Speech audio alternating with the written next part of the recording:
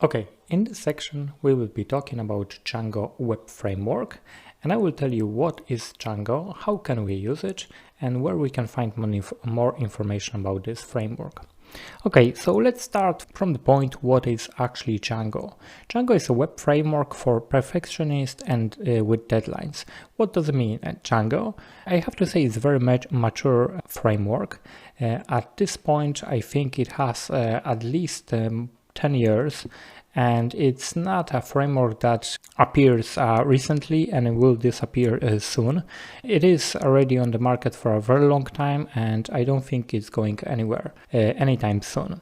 So this is Django. Django is actually a full stack framework. What does it mean?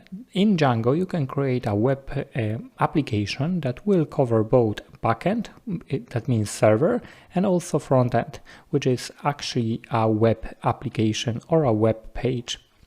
So we can do both in the Django. In this tutorial, we will be focusing on creating a backend because our frontend will be based on the frontend framework, but Django is capable of doing both. So we are here on the website djangoproject.com, and you can see here you have a few information about what the Django is and how we can use it. So to get started with Django, you can click on this link, and we'll do that later in the course, and I will show you how we can actually install Django and how we can start using this framework. So before we will move to this section, I would like to explain why I picked Django over different frameworks. I'm here on the website hotframeworks.com, and you can see here that's a comparison of different frameworks available on the market. This is not only Python frameworks, this is all frameworks available in different languages. That's all like a comparison for all web frameworks available for us. And you can see here that's tabular data, and Django is at the moment it's at 7th position with a global score, I think 92, which is very good. At the moment, you can see here that's all the languages and all the web frameworks, and it's still in top 7th at the moment.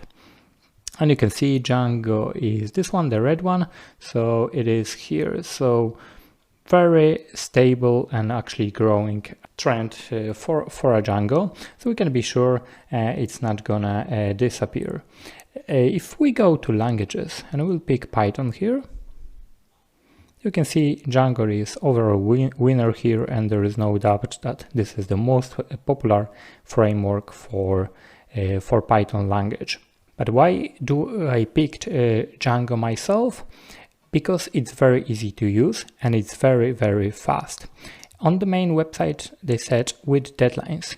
That means you can start your project with no time, and you can achieve things with Django that in other frameworks you will probably need to spend at least twice as much time as with Django. Django is packed with so many features that are ready to use in the moment when you install, that you don't need to write your own code to cover it. That's everything included there. Some people said that's a bad thing because you don't have a full control what would you like to add into framework, and it's much heavier than other frameworks. Like for example, another popular framework will be Flask. Flask is very minimal frameworks. That means you will install and you have nothing, and if you would like to add something to it, you'll need to add it manually. Django is packed with everything, so everything is ready to go, and it's quite heavy, but to be honest, it's sitting on the server. If you have a little bit of space on the server, it doesn't really matter that much. So I like it because if you want to do something, you will install Django and you have everything ready for you to use it. So what we will need to have Django, obviously we need to have a Python installed on our machine, and I will show you how to do it in the next video. Okay. In this video, I will show you how we can install Python and how to make sure you have installed Python successfully on your machine. At the moment, I'm on my Mac machine, and I will go to terminal here. If you don't have a terminal here, you can also search for a terminal and open that. So my terminal is open, and in order to check if the Python is installed on my machine, I can do Python. And you can see here Python 2.7 is installed on my machine, and you can see that 3 greater than signs here. That means I can write actually a Python commands here. For now I will put exit here like that, and I'm back in my terminal now. But you can see Python 2.7 here. If I go to official page of Python and I'm on the www.python.org, you can see here, if we go for downloads, the newest version is 3.7.3. That means the Python version I have here installed, that's an old version of Python. And we can distinguish two different versions, version 2 and version 3. In our tutorial, we will be using the newest version, which is 3. And we need to have at least 3.5. If you don't have 3.5, you need to go to this website and you can install the latest version from their website. And I will show you momentarily how to do that. But I have to say, the reason why I have a Python 2.7 here is because the Macintosh by default comes with a Python 2 pre-installed. I also have Python 3 installed, but to run the Python 3 I need to do Python 3. If I do Python and put 3 at the very end, you can see my version is Python 3.6 at the moment, so I have also Python 3. So in that case, I'll come back here to normal command line. I have 2 versions of Python. If I run a command Python, the default one 2.7 will be used. If I run command Python 3, the Python 3.6 will be used. So if you are not sure what is installed on your machine, you can always try Python or Python 3. Also, you can do something like which Python, and then it will tell you where your Python is installed, and that's a path to installation of your Python. So if I do which Python 3, you can see I have a different Python for this one and for this one. So if you would like to locate where your Python is installed, you can use command which and then Python. Okay, so I have Python installed on this machine, so you need to install it here. But if you don't have your Python on your machine, if you go to the downloads, this website will automatically detect on your operating system and it will give you installation here. So I have a Python 3.7.3 available for me to install, so I can just install this, and then in the wizard I click next, next, next, and everything is installed. That's very easy to do on Linux and on Mac, but it's a little bit more complicated on the Windows, because on Windows we need to do some extra steps, because we need to make sure that Python will be installed to our path. So let's switch to Windows and I will show you how to do it.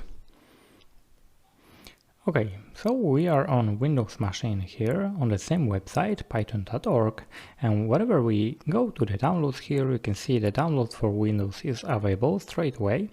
So we can click on this icon and it will download version 3.7.3, and I have it already downloaded here, so I can click on this and install. Before I will do that, I will also show you here, if you would like to pick a specific version for your operating system, or this doesn't recognize your operating system, you can pick your operating system from here. So if you're on Windows, you can click here and you will see much more releases, so you can find a correct version you would like to install, and you can go for this one. We have Python 3.7 here already downloaded, so just click on this. And I would just recommend it to go for the downloads we have here and the button here. That's the recommended version. So what we can do here is to install our Python. As you can see here, the Python will be installed OC users Christian, which is my username. My user installed on this machine, update the local programs and so on. So you can install this version or you can customize it, but very important part of this will be to add Python 3.7 to the path. That means 3.7 Python will be added to the path and we can use it in the terminal. So we will do customize this, and you can actually do some options, but I will leave it as it is now. I will click next,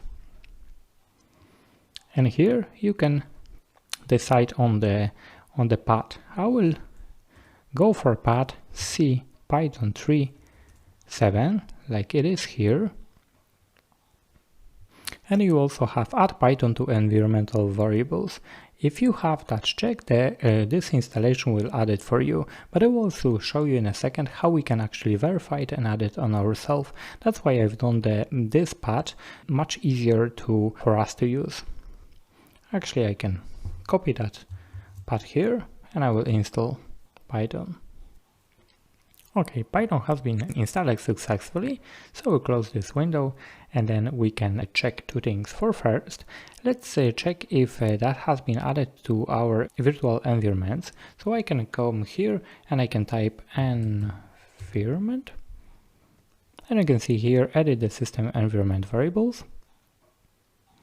And clicking on environmental variables here, we can actually check if the Python has been installed. So we have both here, that's user variables for the user I'm currently logging in Windows, and that's system variables, and in both we have path.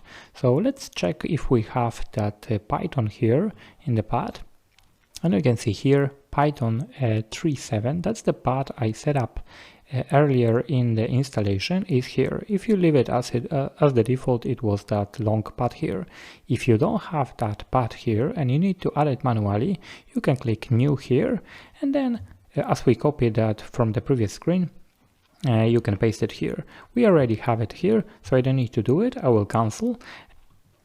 And you also might need to add it for the system variables. That will be for all users in the machine, but if you have it for your current user and you're using current user, you will be able to use it. So we verified that Python 3 has been added to our virtual environment by the installation wizard. I can cancel here and I can also cancel here. So any time you will need to do it manually, you can do it with virtual environment. So let's come to the command prompt. That's the same as it was in the terminal. If I do Python, you can see 2.7 has been installed. I can exit this and I can do Python 3. And this still might not work on this machine because a virtual environment has been added to the path, but usually we need to reset our machine to have that in place. So we might not be able to use Python 3 straight away, but I also find it a few issues. Normally with Windows you don't have Python 2.7. I had to have this installed for one of the projects that couldn't use the Python 3, but usually you will have only one Python, which is the newest, 3.7, and then you don't need to apply that Python 3 at the very end. Whatever you will put Python, you will have the Python latest version installed, and that's the normal setup you will have it. If you don't have it, you need to make sure you have it to add it to virtual environment and then reset your machine, and you will be able to use it. So in the next video I will show you how to install Django. Before we will install our Django, we need to do something else, and that will be installing virtual environment. And I will explain you why we need it and how to create one. So what is virtual environment? Virtual environment, it's a kind of folder, it's an environment that we install in our folder, and that's encapsulated view for our application. That means if we want to install something and we are inside that virtual environment, that something, the piece of software or package will be installed in that virtual environment. Otherwise, when we install things with a Python, it will be installed globally on our machine. So how actually we can install something in Python? Python 3 comes with a pip, and that's a package installer for Python. And then basically what we can do is pip install and then name of the package. If I will do Django right now, this package installer will install Django globally on my computer. That means this Django will be installed for the whole computer.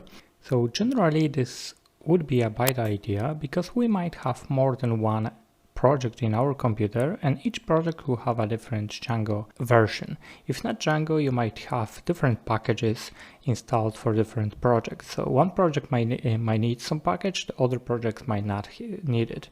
So in order to have something specific for the current project, we'll need to create a virtual environment, and that virtual environment will hold the project encapsulated, and it will be containing all of the packages and libraries we'll install inside.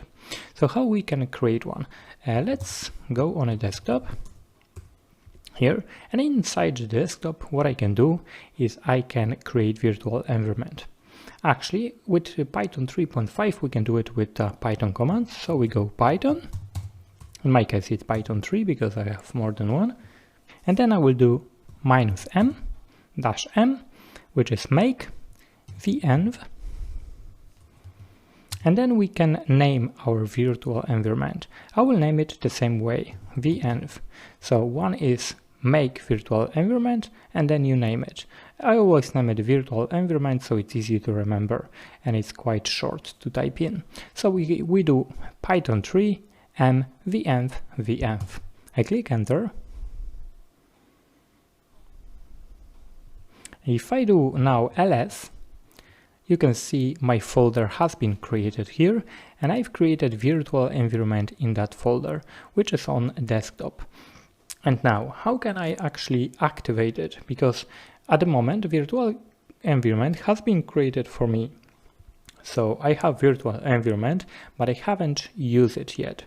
In order to use this virtual environment, and the process is a little bit different on Mac and Linux and Windows. So on Mac and Linux it will be the process as I will show you in a second, and we'll switch to Windows and I will show you how to do it on Windows. So basically we have virtual environment now.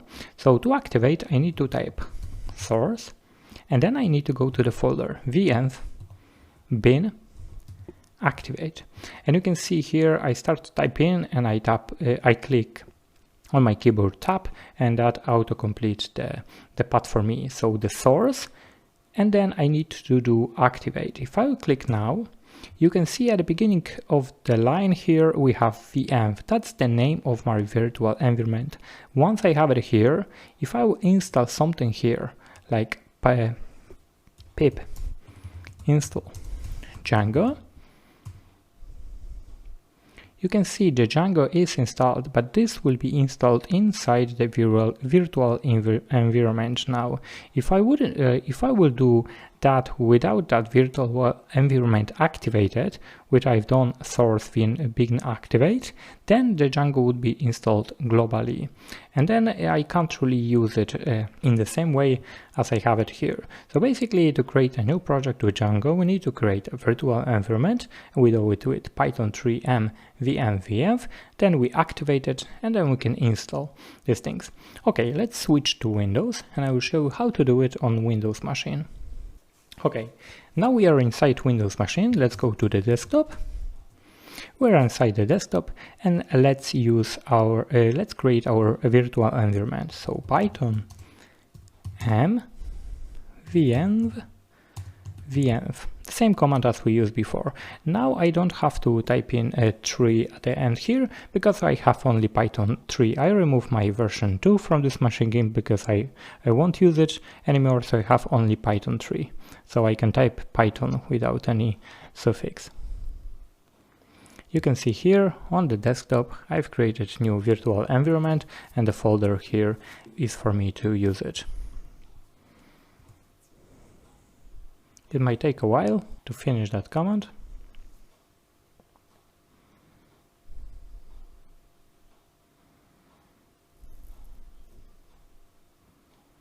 Okay, now when this is done, we can activate that virtual environment.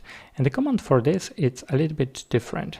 So what we will need to do is we'll need to navigate inside that folder. I can show you that inside here we have scripts, and we have activate here. So basically that's what we need to do.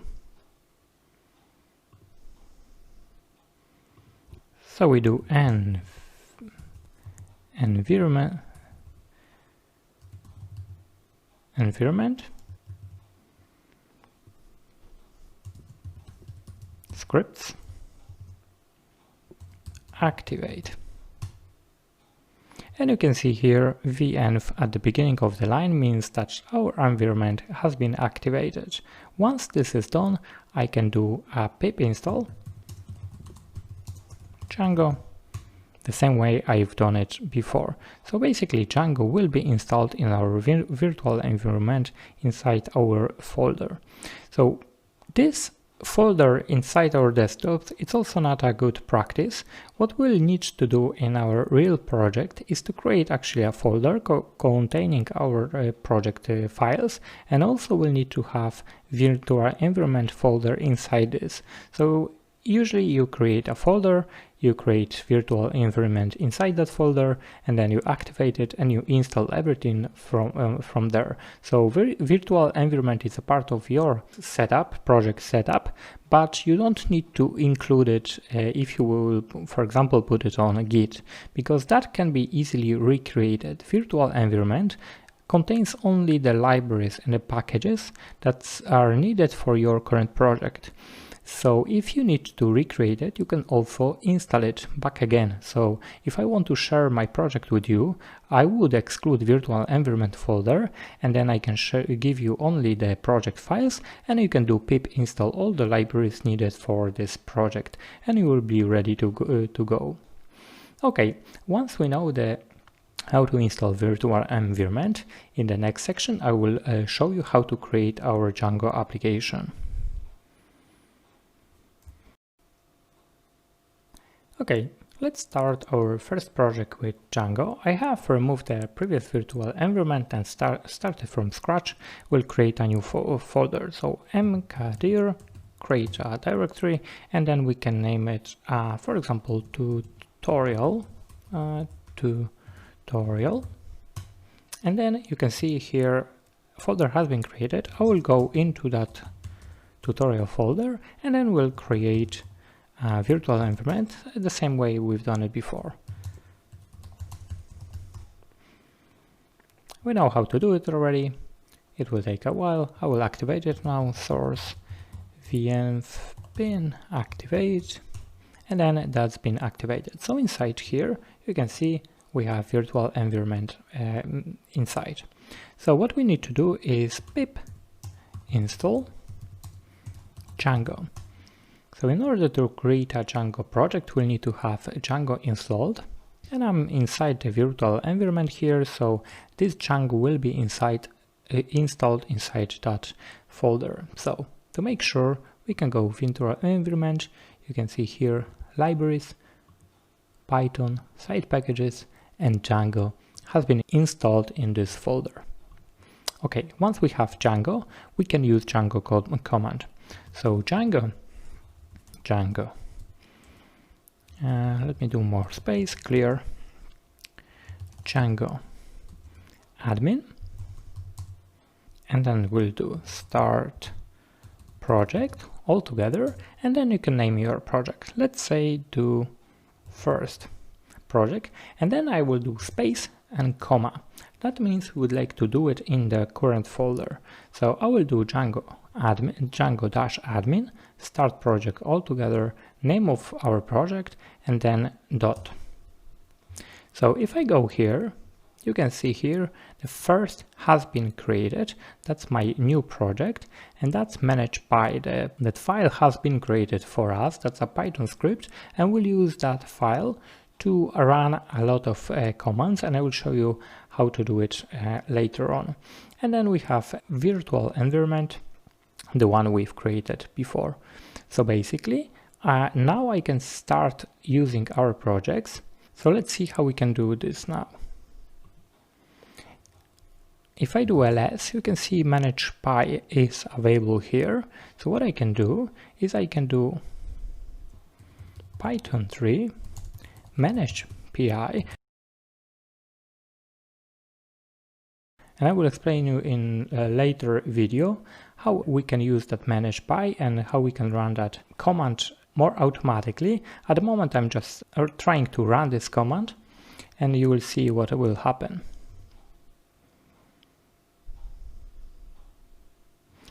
So you can see here, development server has been started for me.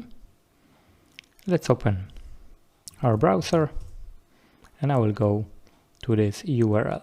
So at the URL 127.0.01 on port 8000, we have our Django application running. The install worked successfully, congratulations. So we see our Django, and this is based on the Django 2.2. So what happened here? We did this command. We created a project, we call it first, and then we use this new file manage_py to run our server. So I use Python manage_py this file here and run server. That server started and it's serving on that URL. So if you copy that URL inside the browser, you will see your application running. So from this moment we have our Django application. It doesn't do much at this point, but that's a good starting point. In the next video I will show you how to create an application. Also we'll start to go into the code, and we'll need to have some kind of IDE for doing this. So I'll explain you everything in the next videos. Okay, our application is up and running, and we managed to install everything and have it run with a command run server. Okay, so to see what's actually inside the folders we have created, let's install a PyCharm, which is a very popular IDE for Python. So this is coming from JetBrains company. So you go to www.jetbrains.com and then /PyCharm. And in this section you can see here that's a IDE that we can download, and you can go to download now, and you have two options. First one, you can install the professional version, and I think you have a free trial for a month, so you can download this one, or you can go for a community version, so you can install this one.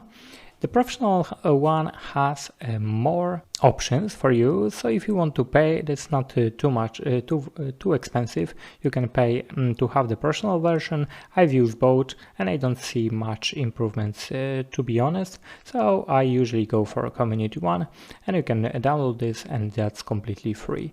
You can select your operating system and you download this, and then you on the wizard you click next, and it's nothing complicated in installing this program. Once we'll have it, we can open it. So I have a PyCharm already downloaded, so I will open it in this computer. That's, as you can see, community version, and we start with that splash screen here. And what we can do is we can open you can create new project here. What we did in the previous video is we've created our project manually in a command line, but you can also do it with the PyCharm. So creating new project here will start and create virtual environment for you. So that's very handy, but we already have it, so I will do open. Then you have desktop, this is our folder, and I will open this folder here.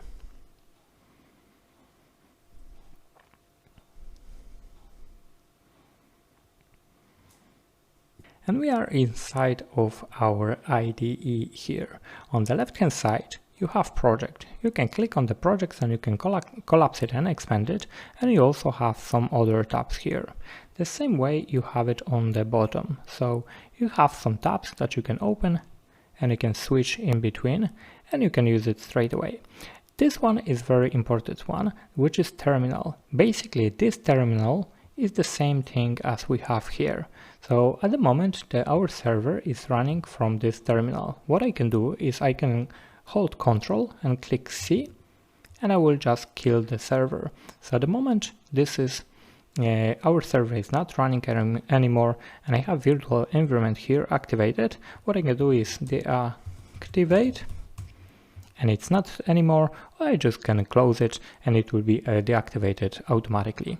So I can close my terminal, and from now on, whenever I will need to use a terminal, I can use it from this terminal embedded in the IDE. What I can do is also, I can make font a little bit bigger.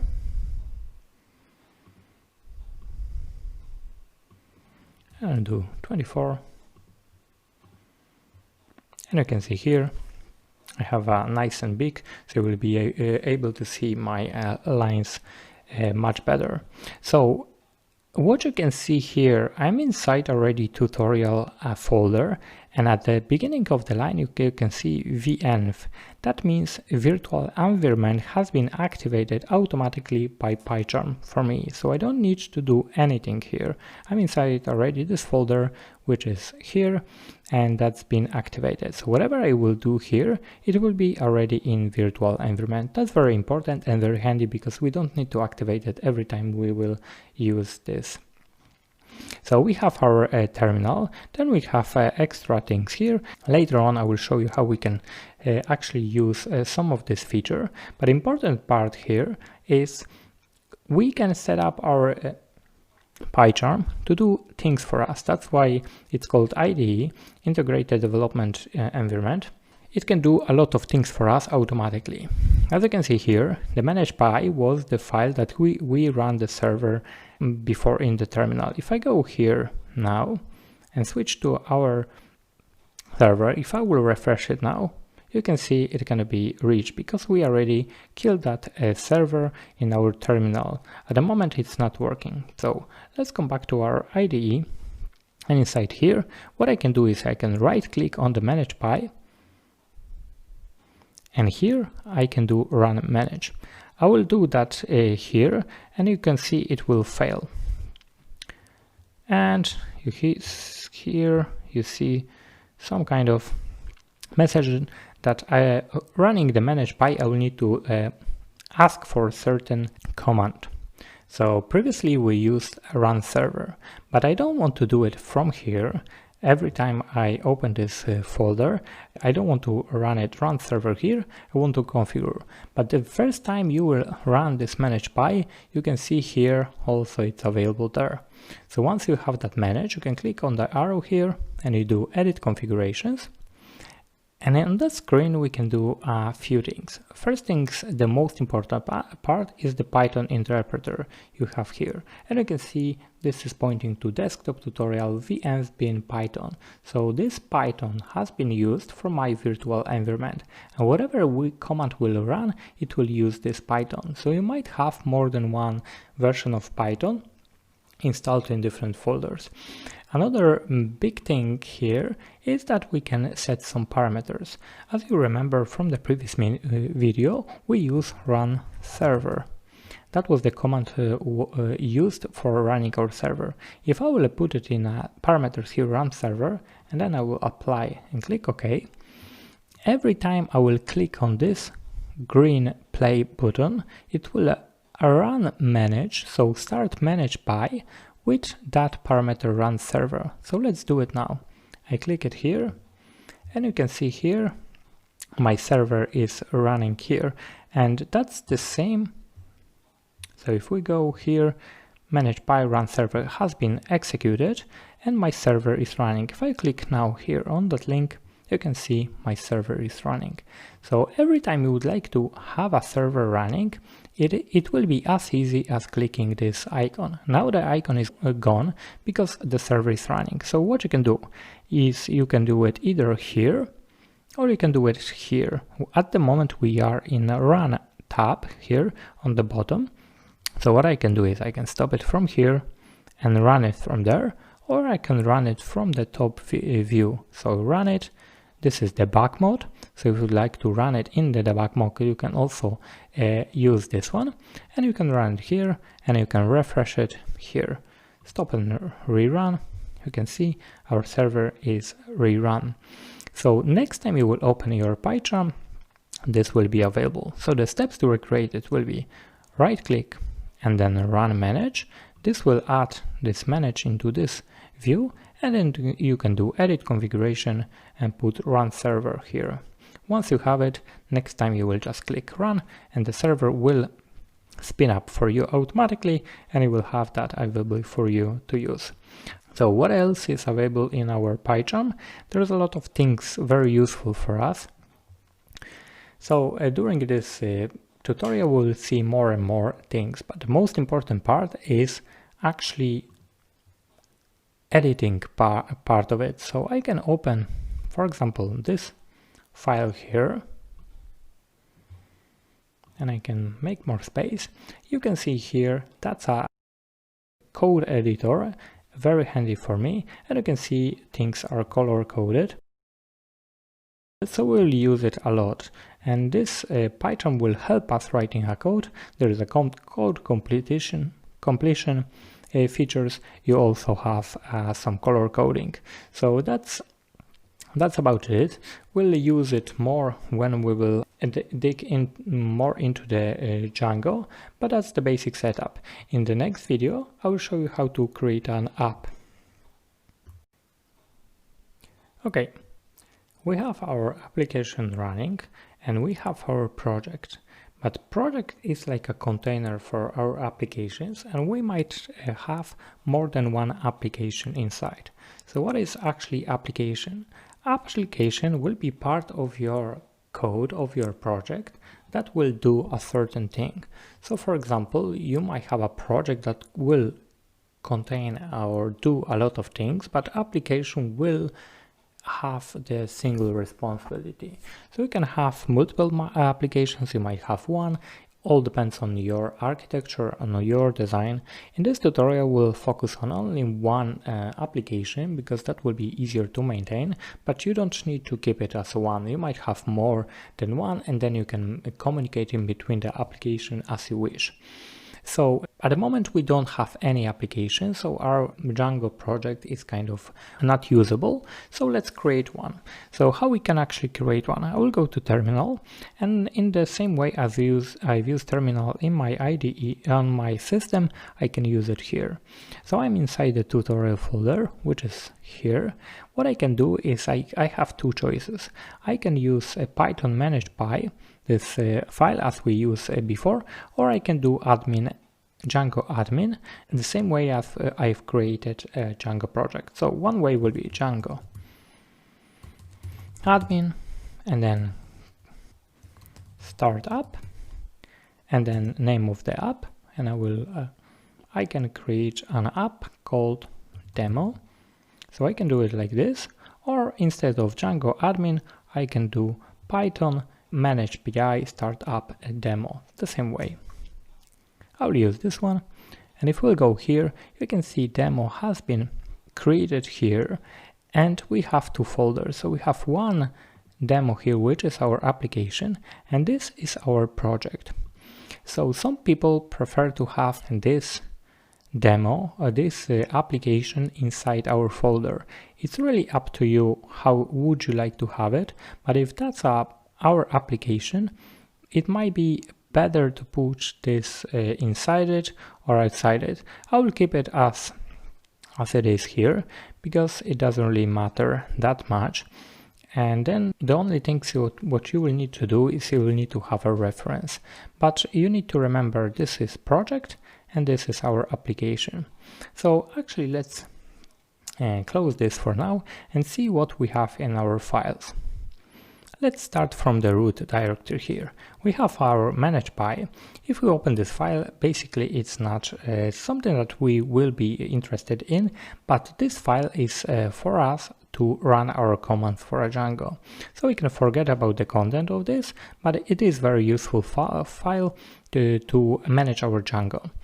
Another file we have in the root folder is database SQLite 3. That has been created for us automatically by Django, and this is a local database. So whatever we will store in our application, any data will go here.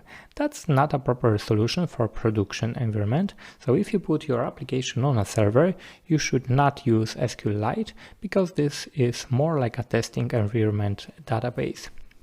So it's very easy to set up. This is a normal file and you can write things into the SQLite tree, but if you would like to have something fast and reliable, the option will be MySQL or Postgres database. But for now we can use this one because we are not testing that application on server yet. So what else? We have our virtual environment, we already talked about this. So we have our project here, and inside the project we have few files. First we have URLs, And then we have settings. The rest of the files are not really something that we will ever change. So we have some init. This is for initiate our project. And then we have a WSGI, which is more like a configurations for a server. So let's see what's inside the URLs. Inside URLs, as you can see here, we don't have a support for Django, but it doesn't really matter. We can close this. So in here you have in the comment section, you have some explanation how to use the URLs, but basically what this file is doing is it will give us some kind of paths. So if we go to our application here, that's a URL we are using. But if you take a look here, we have another path that is available, which is admin. So basically, if I will type admin at the very end, admin, I have another page here. We'll talk about this later in the course, but these URLs basically kind of do mapping for our application. So whatever we will have here, it will be available as a URL in our application. So at the moment, built in, we have admin, but we will create more our own later in the tutorial. So this is URLs. I can open another file, which is settings. This settings, it's all settings for our project. So we will be talking more about this and we will change a lot of things here. But basically, if you would like to change something in your application, you will need to do it here inside the settings page. So you have templates, database. You can see here Django database SQLite 3 is the one we use, and this name of the file is exactly this name here. So if you would like to switch to another database, you will need to go to the settings and change it here. And you have other options here, but as I said, we'll come back to this many different times and we'll add and change things on the settings. So basically the settings control our project. So that's our project. I will close both of this and I will go to the demo. In demo we have a few things and we will be talking more about these files later in the tutorial, but important files for us will be the models, which is empty at the moment, will be views, it's also empty at the moment, and also we'll have some other files here that we will create. But the models basically represent our objects in database. Whenever we would like to store something in database, we'll need to create a model here, and then we will apply it for our database using a migrations command. And then we have also views, and views will be kind of our endpoint. So if we would like to access part of our application, we'll use views to do that. But we'll be doing a lot of different things in views and models, and also I will show you how to create another few files and how we can structure our application. Okay, let's talk about the migrations in this video. So what migrations are? If we come back to the run server, you can see here, if I make more space here, you can see whenever I run the server, and that was the command I've done with the manage by, clicking on the button here. And then we have some information here. You have 17 unapplied migrations. So what does it mean, unapplied migration? It means that we have some data in our project and application that hasn't been applied to our database yet. So in order to set up our database with the new data we have, it's not new data, it's new schema we have and would like to keep it in our application, we need to do migrate. So here we have the command we need to run our migrations. So I will copy this and I will go to the terminal. Inside here I'm inside virtual environment, inside tutorial. So what I can do is I can paste this. So basically I need to use Python 3, manage PI, the same way as we use it, and then migrate. That means we'll apply the current migrations that will be applied from the project, the default that Django created for us, and it will create that schema on the database. At this point, we have database SQLite 3 here. So if I will click enter, you can see here that many changes has been applied for our migration, for our database. And from where this is coming from? If we go to our project, which is first, and then we open the settings, we'll scroll here and we can see installed apps. In that section, we tell Django what kind of application we'd like to use within our project. And we have, for example, here admin. And if we go here, you can see that some of these migrations, and let me find it here. So we have admin, this one. So we have migration from this application applied to our database. You have also out here, and then you have out here. So each of these application has a migration files that we can use to apply to our database. And you can see we have a few of them, and basically they're all coming from here. So that's like a application has been added automatically to our project, and we can use it straight away. So the admin section I showed you before, it's coming from here. But in order to use it, you need to do migrations. So we applied all migrations from this installed apps. Okay, but inside our application demo, we also have folder migrations. If I will open here, we don't have any files here except of init. That means this init is just a initiate some command, so it's not something that we might be interested in, and we can consider this folder as empty. Okay, so what we can do, if I go to the models here, and that's demo models, in this, as I said before, in this file, we'll create our models. If we create our model here, it will be basically kind of creating some kind of container or a class that we can store some information in our database. And I will show you how to create a class-based models. So basically what we need to do is we need to create a class, and then we name that class. Let's say it's gonna be a book. And that is capital B. By convention, we name all our classes with capital letters. So we can do book here, and then we can use some built-in Django functionality. So inside here, I will do models, and then I will do model. Models is that what we import at the top of this file. So from the models I import model, I will add it to my book, so inside book I can use it. So if we have proper indentation here, we can add some fields into the book. Let's say we would like to have title. And then I will explain more about the different types that we have available here, but at the moment I would like to show you how the migrations work. So models, char field, max length, for example, we can have it 36. So what I did here is I've created a new object, and that object will be stored in our database, and then this object will have a title for the moment, and we for this title would like to keep it as a char field, which is a simple text, a string, and we can say max length of this will be 36. Okay, so what's happening now? If I will go right now to our terminal, and I will try to run this manage PyMigrate again, it's not going to do anything because we already applied our migrations to our database, but this is new.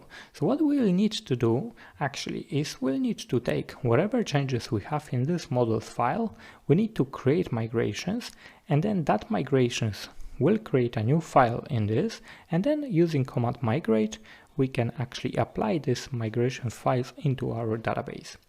Okay, let's do that, and I will also show you how this is it's not gonna work, and I will explain you what we need to do to make it work. So Python 3 manage py, the same as we used before, and then space, and then we'll use a command create migrations.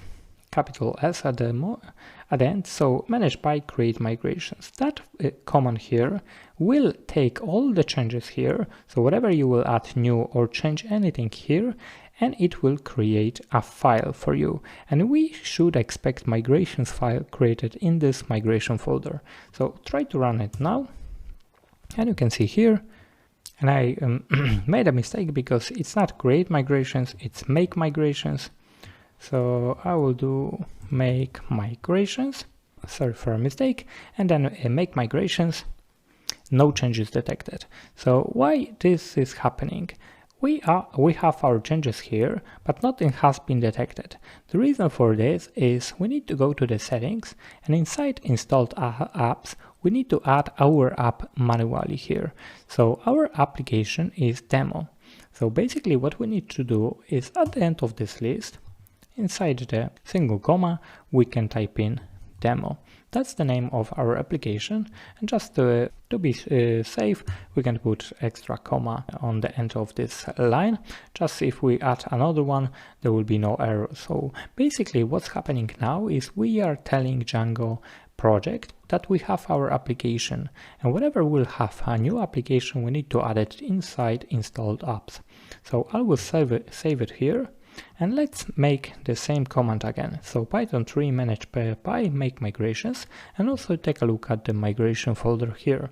So if I run it now, you can see here the demo migrations, this file has been created, and at the moment we don't see it here, but if I will click here, it will appear in a second, and you can see here the file is there.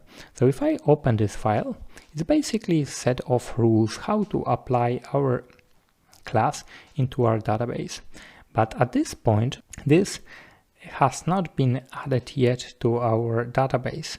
The make migrations will only create that file, and the 001 initial is the file created with this command make migrations. To apply these migrations on the database, we need to do it migrate again.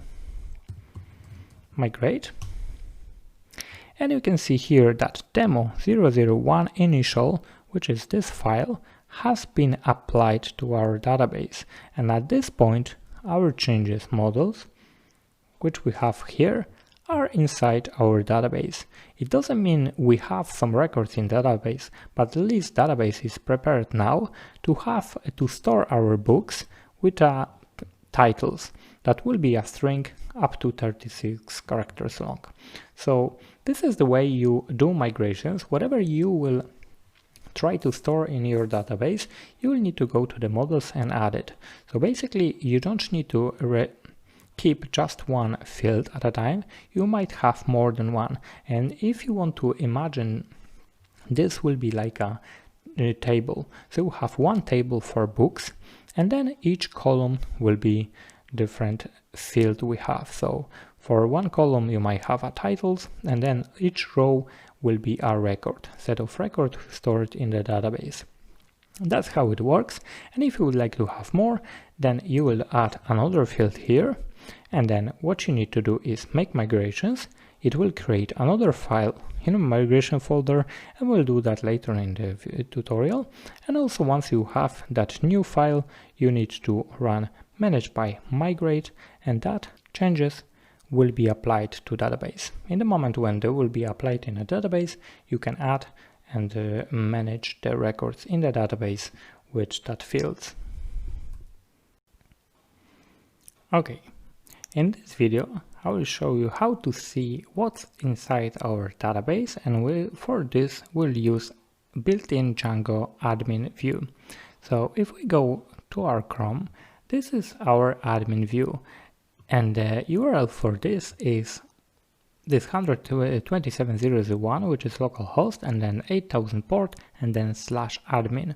And you can see here it's a login page. At the moment we don't have any credentials, and we can't log in the Django administration here. The reason for this is we don't have a user in our system, and we'll create a user in our system. I'll show you how to do it, and then how we can actually access this and manage Django administration. Okay, so let's go back to our IDE and let's create a user. So we are inside our terminal in IDE, and I can run a command in a similar way we ran it before. So Python 3, or just Python if you have one installed on your machine, manage PI, and then create super user. Altogether, create super user, and then we click enter. And then we have some message here about the 3 unapplied migrations and the admin and out. And then they ask us to run the command python manage py-migrate. We already did this, so we'll kind of ignore it for now. So basically this, so you actually might not have this displayed, but running this command, it will ask us for a few things. So basically first thing will be the username. If you will leave it blank, it will be the same user as you have on your machine, and I have a user Christian, so I will leave it blank and I will click enter. And then we have email address. You don't need to type anything here, but if you like, you can put your email address. I will click it enter, and then we need to set up a password. I will set a password like my username, Christian, and then Christian. And it's too similar to the username, so I'll actually should create a different one, but for our tutorial needs, I can leave it as it is. Because we are not really concerned about the security, but please don't put application with the same username and password on the production server, because you will put your application at risk. But we can bypass password validation and create user anyway. I can click yes and then enter. So we have created super user, and we have that user with a username Christian and password Christian available for us to use. So that's been added to our database, and that's our admin user. So if I'll come back to the Chrome, you can see here username is Christian and the password will be Christian, the same way I've done it just a second ago. And I will log in here, and I'm inside the Django administration. So basically this screen allows me to see everything what's inside the database as soon I will add it to Django administration. And you can see here you have authentication and authorization. If I go to the users, you can see my user here. So I have a user, and that's all information about my user I've created with create super user command. So I have groups and users available, and I can add new users here, I can change, and I can do a lot of things here in that provided user interface. But we don't see our model. The way the model we have created here, book, is at the moment not available in the admin. And the reason for this is we'll need to add it manually to our admin file. So let's open admin, and you can register your models here. So let's remove this, and we can do admin site register, and then we can put the same name here, which is book.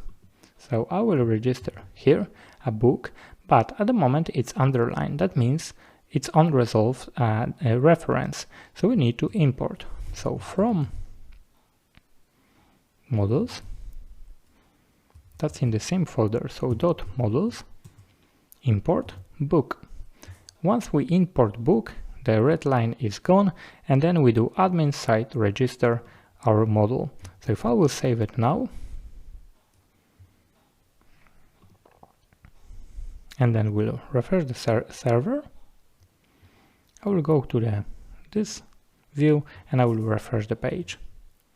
And you can see here the demo. This is the name of our application, and then inside demo we have one model called books. And if I will go to the books, there is a zero books inside our database, but I can add book here. And you can see here title is this field we specified in our models. So we have title, and that's a char field, maximum 36 character long. And this user interface represents this setup from the file. So we have a book with a title. Let's add a book here, and I will add for example, Hobbit. I can do save. And this represents a new record in our database. I can click on this and I can see here I can change it. So I can change anything here and then save it. I can remove it from database, or I can add more into it. So this user interface allows us to manage our database. So whatever you need to do on your database level, you can do it directly from here.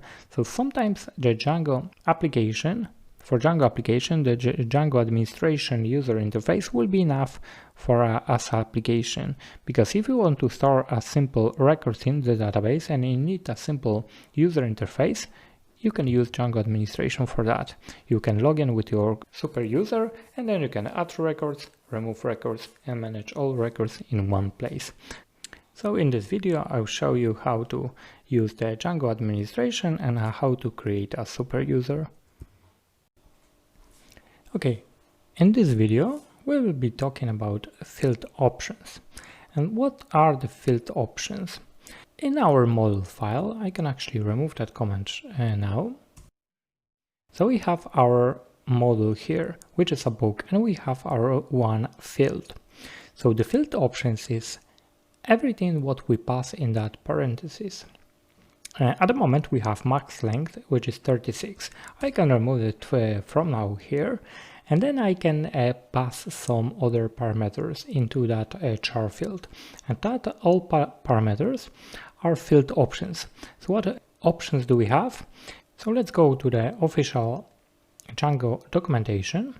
If we go here, we are on the page docs.djangoproject.com, English 2.2, reference model field. And we have model field reference. The first section is the field options, and we have a bunch of different options that we can pass to our field. And all of them are listed here. And I will go through a few of them and I will show you the most popular and the one that we will use in our tutorial. So if you would like to know more about them, there is a good read about each of them here. So if you need something special, you can also refer to this list and find something that will be useful for you. Okay, so let's go back to our models here and let's try different options. So first, what we can pass here is we can pass null. And then null accepts the arguments of true or false. So it's a boolean. What does mean null? So null, basically we are telling Django that if this field is empty, then we should store null in the database. So this is purely database field and it's not gonna impact our validation. We have another field which is called blank. And then we also can pass true or false into it. Blank is a validation for our field.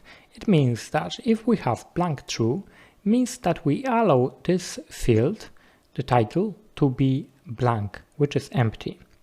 So if I will have blank true, we can create new book with no title. If we'll have it to false, that means this title is required and we can't pass it really as empty. So I will leave it blank false here, which is by default like that. So another option what we can have, I will leave the null as well, just for future references. So null, I will say true, but it doesn't really matter that much, because if we have blank false and we don't allow this to be blank, then there is no way that the field will be true. So I will leave it for a reference here that we can use it, but in fact this will never happen together. Another option that I would like to show is unique, like that, and we also can pass true or false. Unique, I will pass it as true, because unique means that if we'll have multiple records in that table, each of this, the title need to be unique. So as you remember from previous video, I add Hobbit book into our database, and if I would like to add another book with the same title, it will be prohibited. So you can't have two books with the same title in the database if you have that unique true. So basically you might have more than one field here, and you can decide which one will be unique in our database. Another option will be default, like that. And then this depends on the type. What we have here, it's a char field. That means it's a simple text or a string. So if we would like to store a string, then we need to provide a default one. If we would like to have a default as empty here, then if we won't provide any data to this field, then by default it will be stored like this. So basically this makes no sense with a null true, because if you have a null true, then it will never hit this null true because the default will be empty. And also blank is false here. That means it will be required, so the default will never be triggered with as an empty string here. So you need to kind of pick which one you would like to use it. I just put it all of them here just for a reference, and we'll remove it later on. But pay attention what you are putting here, because that will rule the way you create your new records in a database. So another option, I will go to the new line here, is choices. And then we can decide it, what is acceptable values for this field. So what we can do is we can decide a set of different values that will be accepted, and nothing except of that values will be in this field acceptable. So let's create a new variable here, and we call it like that. And that's our constant, so we put it all uppercase here, and then we'll open parentheses, and inside we'll create a set. So it will be per value. So let's do, for example, HB like Hobbit, and then we might have another one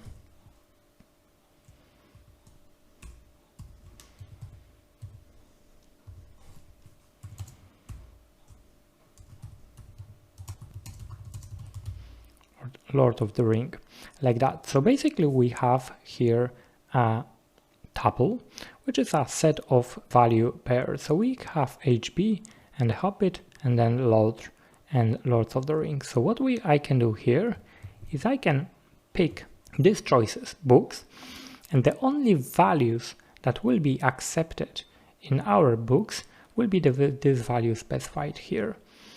So there is no way we can put something else except of these values there. Maybe for books and the title, it makes no sense to have choices like this, but we might have something like, I don't know, stars or something based on the numbers, and you might accept only certain things. Or for example, if you have a status, like maybe an order status, and then you might have something like let's say you can have it 0, and then it would be, and then you might have another status,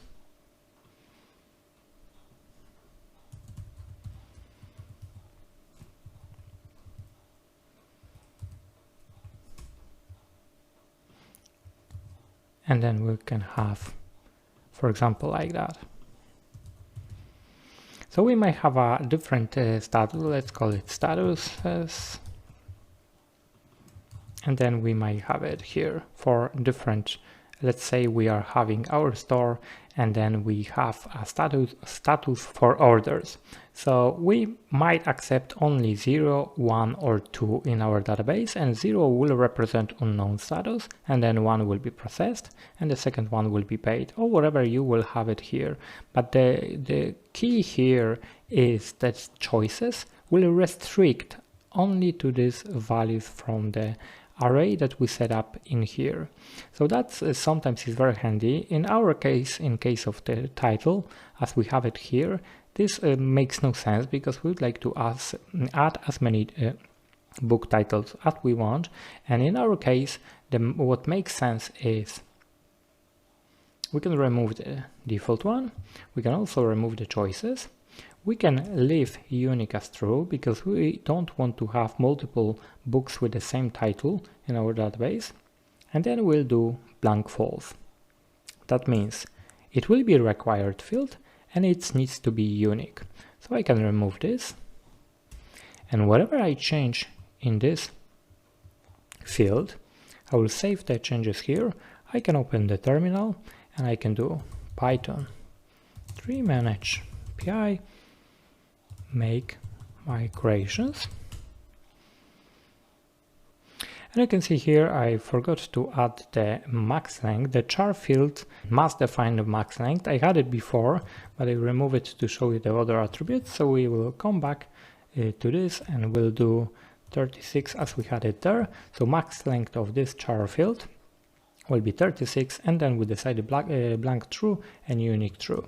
So I will save it now, and then I will do make migrations, and you can see alter fields title on the book. So whatever we do some changes in our field, we need to register that and set the database to accept these values here. So if this is required and unique, the database will be set up for these fields like that. So once we have this, you can see migrations, we have another file, and this file is basically changing this with some setup.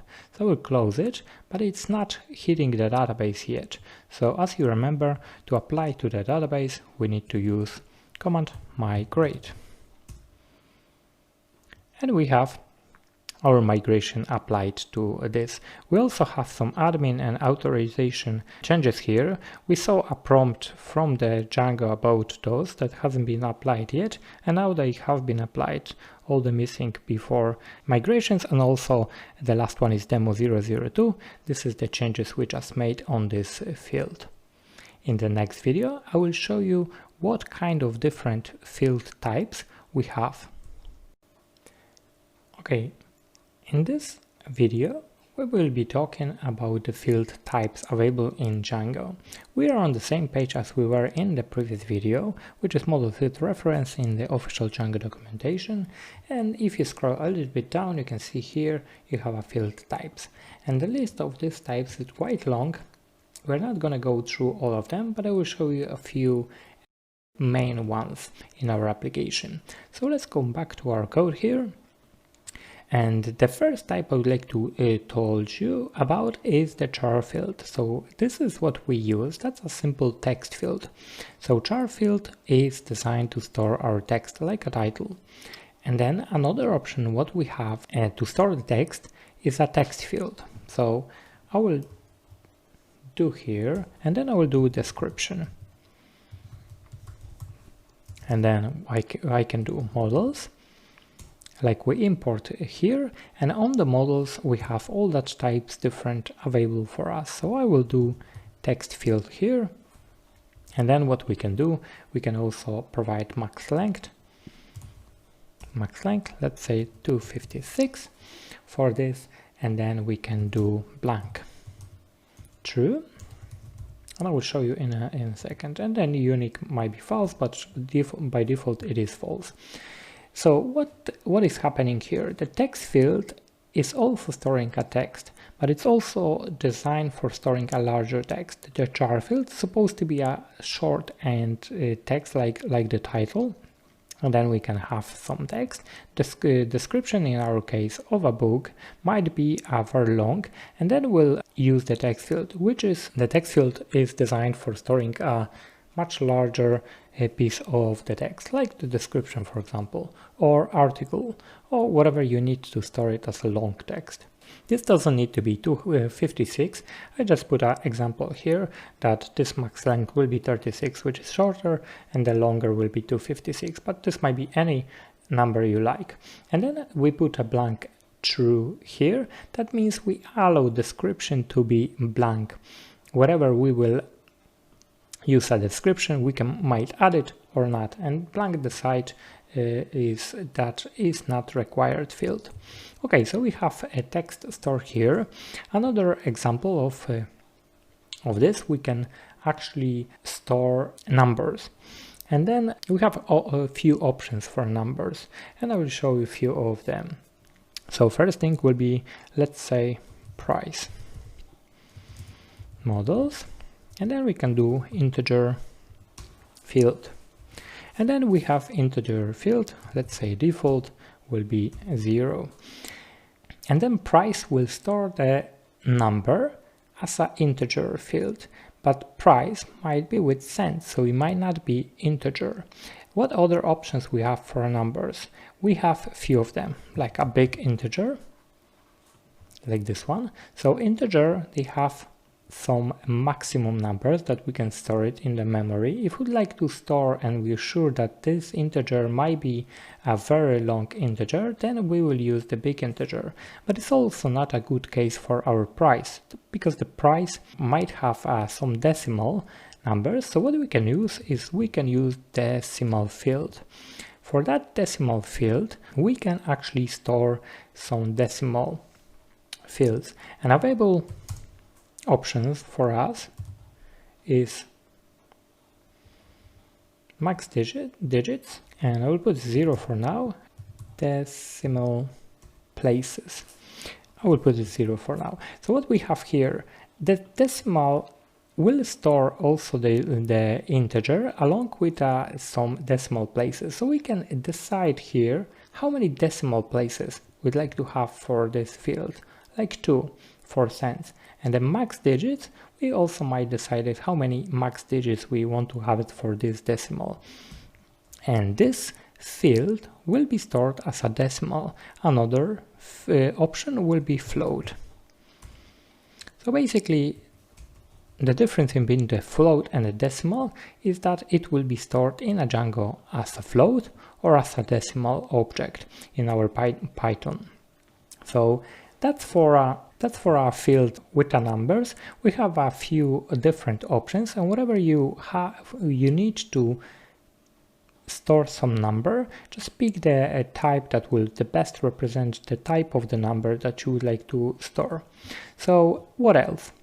Let's say we have a date, and we can have published, and we'll store when the book has been published. So we can do models, and then we can decide what kind of field we'll use for this. So date field will represent a date in our database, and you can see here from this tooltip that we might add extra options to it. So we can do auto now for true.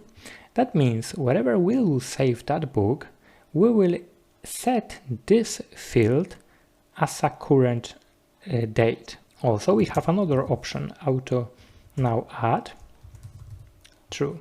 So we have two options for each of the date field, for each field that will represent date and time. So auto now true is wherever you will save this model, this book, then it will set to the current date. If you have auto now add, that means it will be only set when you create new. So let's say I will create a new book and I will have it this set up to auto now add.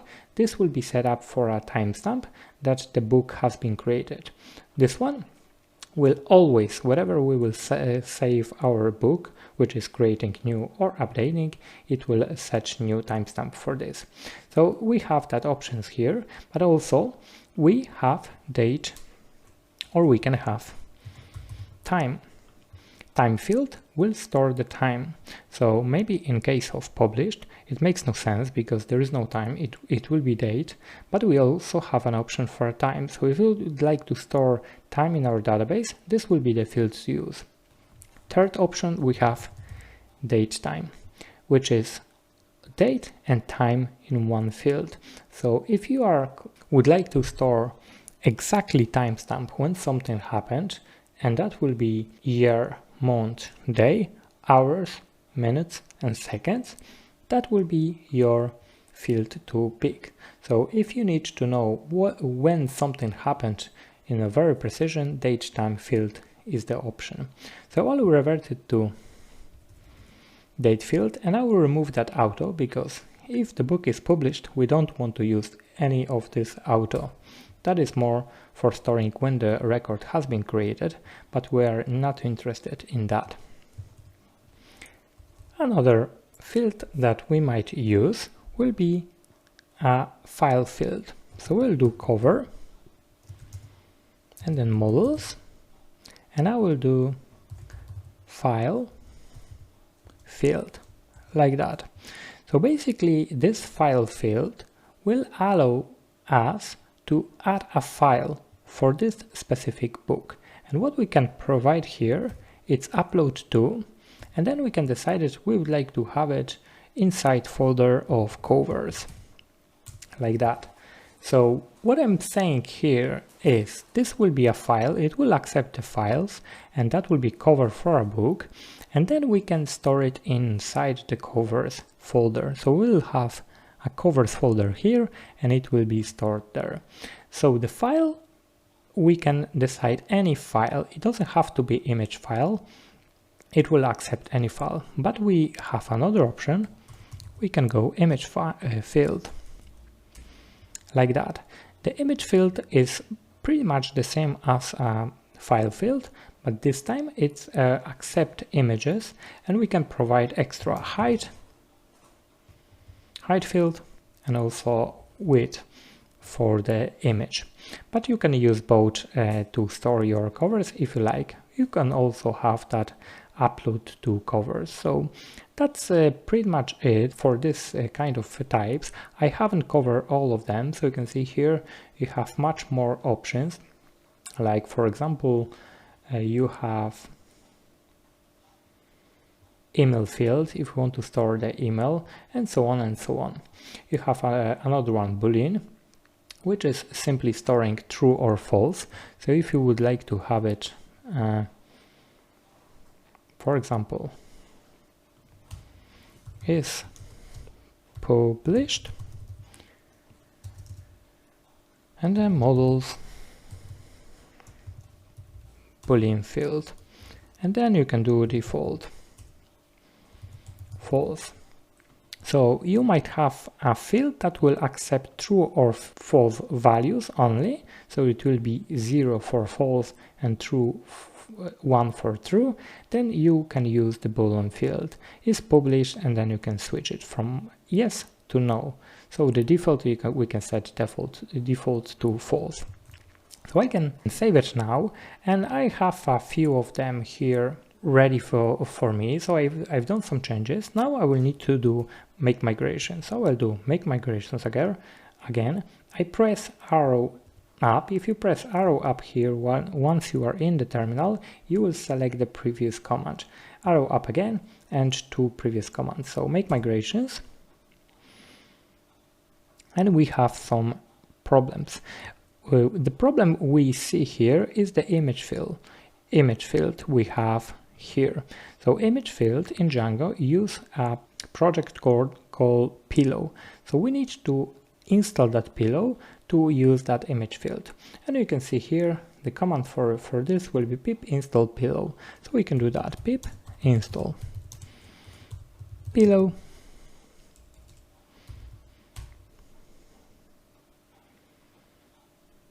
Pillow has been added, so we can add it, make migrations again. And you can see here we have some errors, and that will be validating every time you will do make migrations for you to not make any mistake. And you see decimal fields must define max digits. So max digit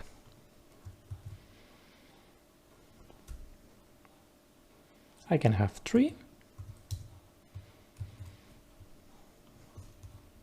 Make migrations, and we have another option. So you're trying to add a non-nullable field cover to book without a default. So that means the cover, and there is no default for the cover, and then it cannot be blank. But what we can do here is provide a one-off default for the existing books we have. At the moment we have only one book, which is Hobbit, and Django doesn't know what to do with that book because we have a cover and it cannot be empty. So what we can do is provide one-off or quit this and deal with that on our own. So I will do to quit now, and then I can do here blank true. That means it's not required, so we can skip it, the cover, if we don't have it. So I will try once again, and we have another one with published. So published here, we need to provide, we can actually specify that it might be blank. So let's take a look. We have this one, sorted, description might be blank. Then we have price, we have default, so that's covered. The published might be blank. Is published, we have default false, so it will be set like this, and the cover might be blank. So we should be okay for now. So I will do 2 here to escape this question, and then I will try make migrations again. And then we have published. I think I need to save this and then do 2 and then try it again. Let me take a look. Published book without a default. So we have published, but it's blank true, so it should be okay. It is not to book without a default. We can't do that. Okay, the problem we see here is that we accept blank true. That means for new records, for new book, it can be empty, but in fact we have something in our database and Django doesn't know what to do with this, so we can do null true. So everything will be by default stored as true, and then we can have default none. I can save it here. So select an option 2 and I will try once again. And you can see here I've dealt with all the conflicts we have. If you design your database without any records in your database, you won't have that problems, but if you have something already there, you need to make sure you will cover all the cases for each field, and Django will know what to do with the existing records. So we've done that, and you can see we add few fields into our database. Next step will be to apply that migrations with the command migrate. You can see that has been added, the new file has been added to database. So let's quickly go to our server and then we'll go to admin and I will go to the books and I can select our Hobbit, and you can see here we have much more options now. So we have Hobbit, which is a short char field. Then we have our text field here, which is much longer, as you can see here. Then we have our decimal price. Then we have publish, which is kind of type of a day. So if I will select date, you can see the date is selected, or I can use this widget for a calendar. And then I have boolean, which is published. And then I have a cover, which I can choose a file and attach the file for this. So you can see each of this type that we specified in the model will have a different input method. So the input method, admin will automatically pick up input method based on the type we've chosen in our model field. So as I said before, we have extra options here. And there's a lot of different types, so whenever you need to store something in your database, just go to this page and try to find the one that best suits your needs. Okay, let's talk about URLs in this video. So inside our project, if we open our project here, we have URLs. And that's main URLs that are responsible for our routing in our application. So if we'll open this, I can actually remove all that, but feel free to read this. That's very useful information here, what kind of different URLs we might use in our application, but I will remove it from here. So what's happening here is that we have at the moment one URL. One extra URL, because if we go to this base URL, I can see here that basic Django site is displayed, and it means really nothing because it's just a placeholder for application. It's telling us that this Django has been successfully installed, but we need to do our own URLs. And if we come back to our application here, At the moment we have admin, and we already visited admin here.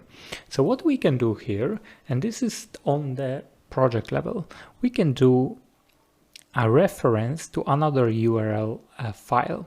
So what I will do is I will go to the demo and I will create another URL file. So new file, right click on the folder, new file, and then I will do URLs, PI. And I have two files, URLs basically. I will close others, and I have one file that is for the project, which is main file, and another for our application. What I can do is basically I will copy what I have here and I will paste it for now here. And in this path I can leave it blank. We don't have anything here for now, but I will add it later on.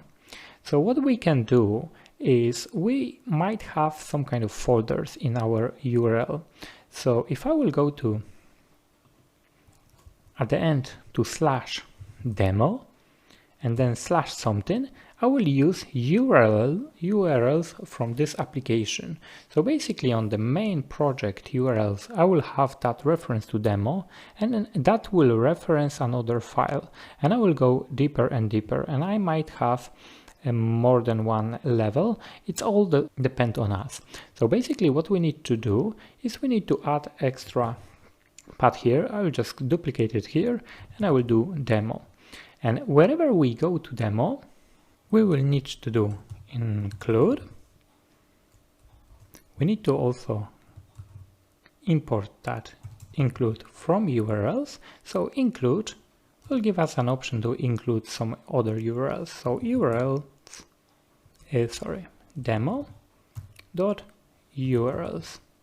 So basically what we are doing here, if we'll in our URL will have a demo, we will include the URLs from this file, which is inside demo. So we might have another level here. So if I will save it now, and then I will refresh it like this, and the site cannot be reached. Probably our server is not working at the moment because we need to include some extra information. So we need to go here and then we need to do something there. So basically what we will do, I will finish this exercise first and I will show you how it works later on. So what we will need to do is we'll need to have at least one reference. So we'll have a path like this, which is a kind of empty path, but that will be on the level demo. It's already, we are in the demo, and then we'll use our views. And in views, I can open views. We don't have anything here. So what we can do is we can create a simple function. So let's say first function here, and that's a definition first, and then so request will be part of this. We're not gonna use it here. We will do return simple HTTP response, and we need to import that. So from Django HTTP import that HTTP response. And in this HTTP response, what we can do is we can include something. So first message from views. I will include that, and that's a simple function we have in our Python on the views level. So that first, I can use it here. So what we need to do, first we need to import, so from current folder, import views, and that views are available here. And inside here, I can do views, and I can do first. I don't need to call it, so it is a reference to our view first. So now I will run the server, and we don't have any issues now. If we come back here and then I will refresh, this changed. This changed because now we have our URLs in place. So there is no default page displayed with a Django. Now we have this demo and this admin. By the way, you see that screen because you have the back true in the settings file. So if you will put your application on the server, it would be better to go to the settings and the back change it to false here. So for us to work on the testing environment on our machine, we can have it true because it's actually very, very handy to see that kind of thing. So basically the URL without anything here is not acceptable anymore. We need to put it demo or admin, and that's coming from our file, which is this one URL. So we have demo and admin. If we go to admin, we'll go to admin as we did before, but if we go to demo, let's see what will happen. So let's go to at the end of our URL, demo.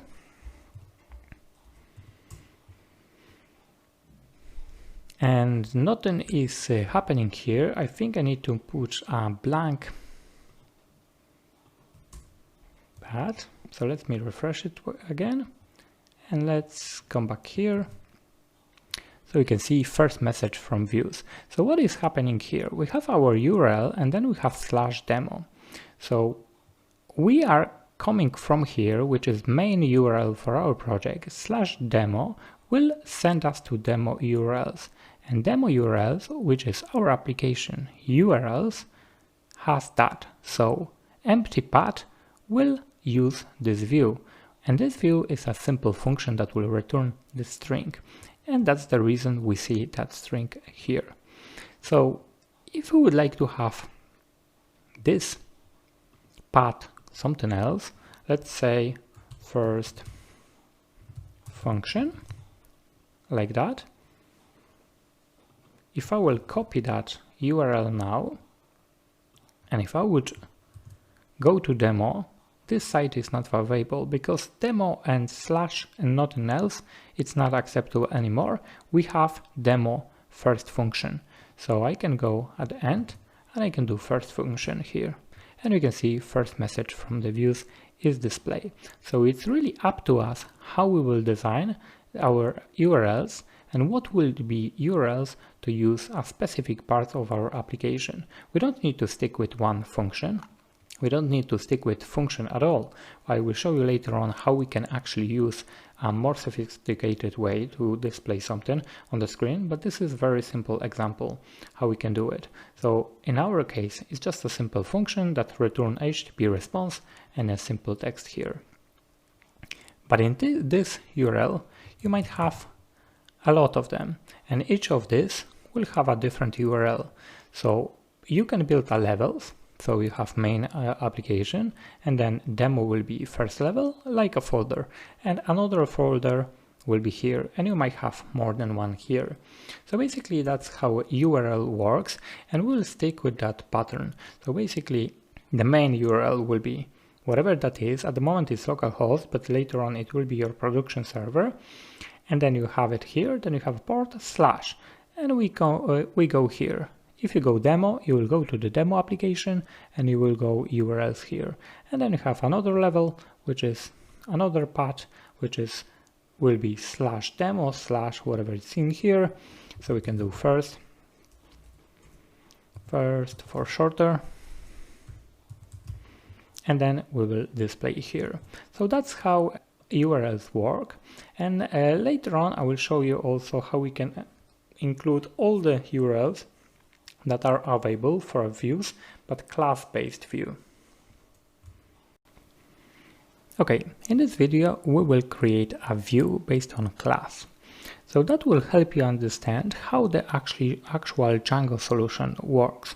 So in our view we have a simple function here, and that's just a function that will return HTTP response. So let's try to do something similar with a class.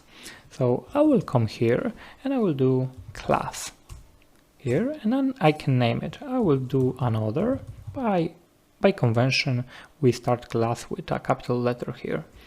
So we will create a class that will have some functions inside, and then we can reference that class in our URLs here. So I will use that class for displaying something. So we will use something like we use it here, but using the different syntax. First, we'll need to import views. So from Django views, import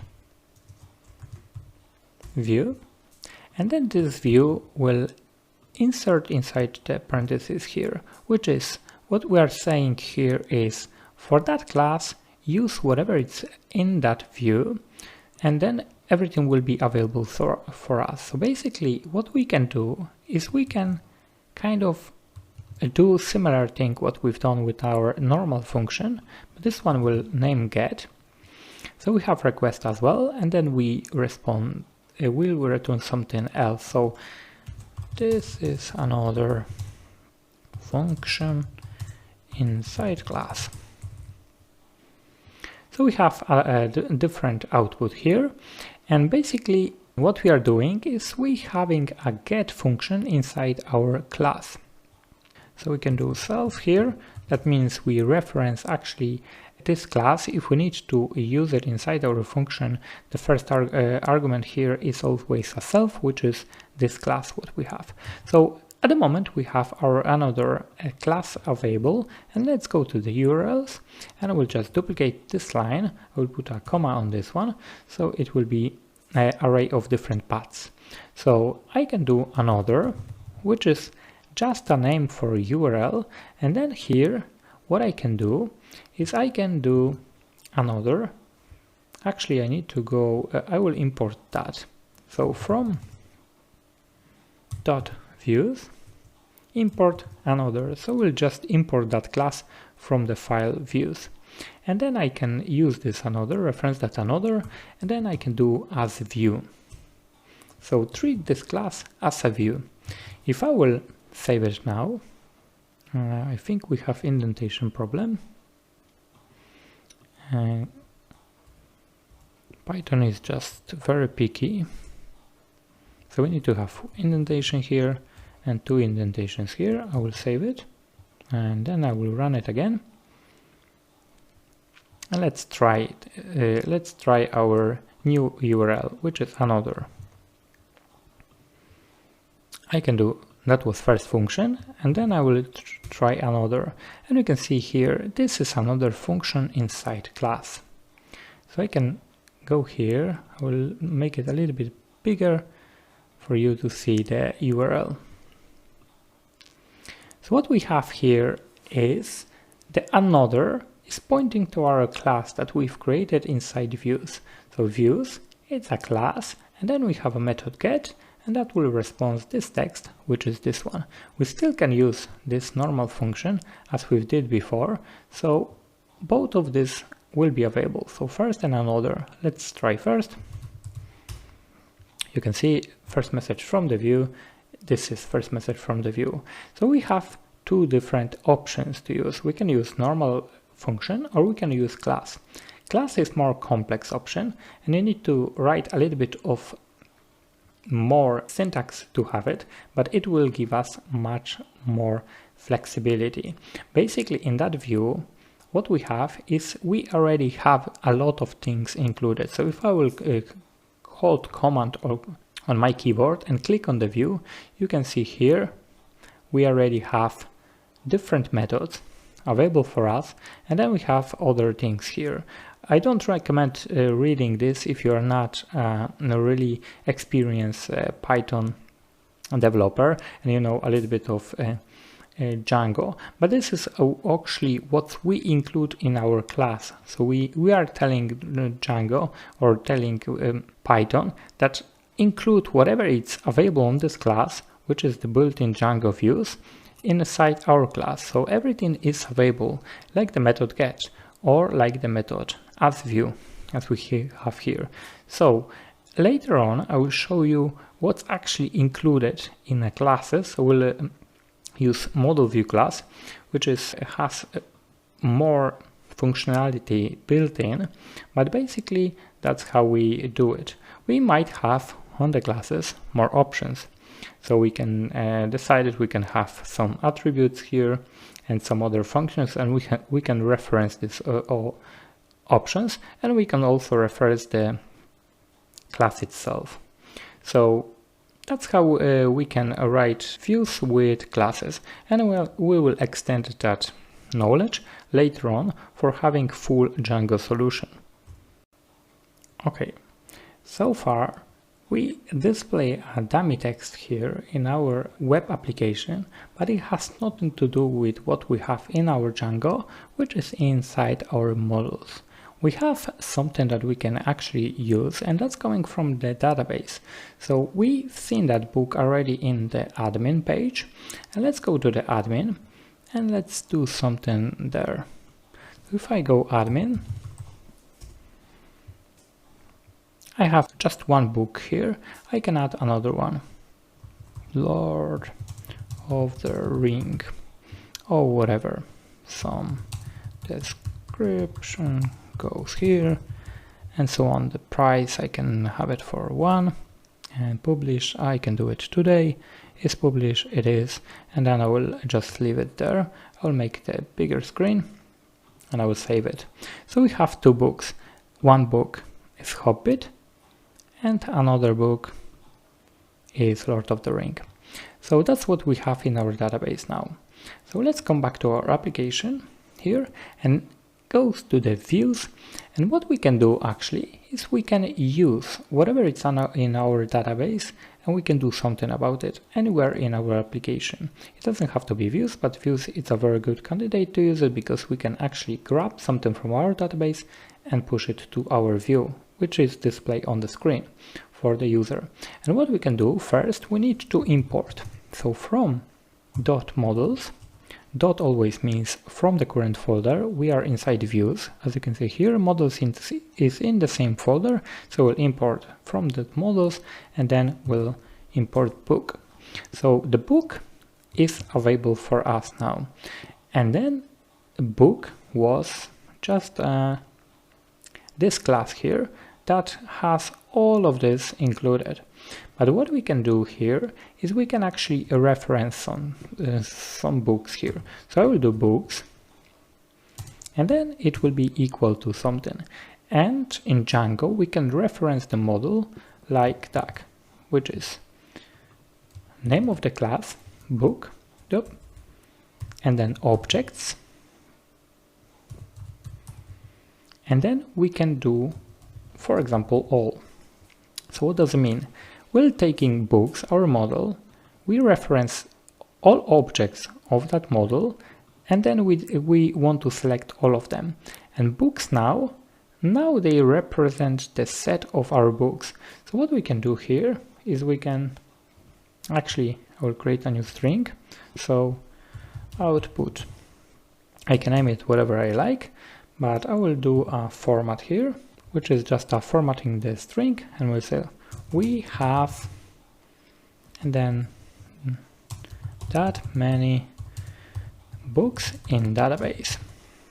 So what's happening here is actually I format the string, and inside here what I can do is I can inject length, which is length of our array of books, and we will be able to see how many books are in our database.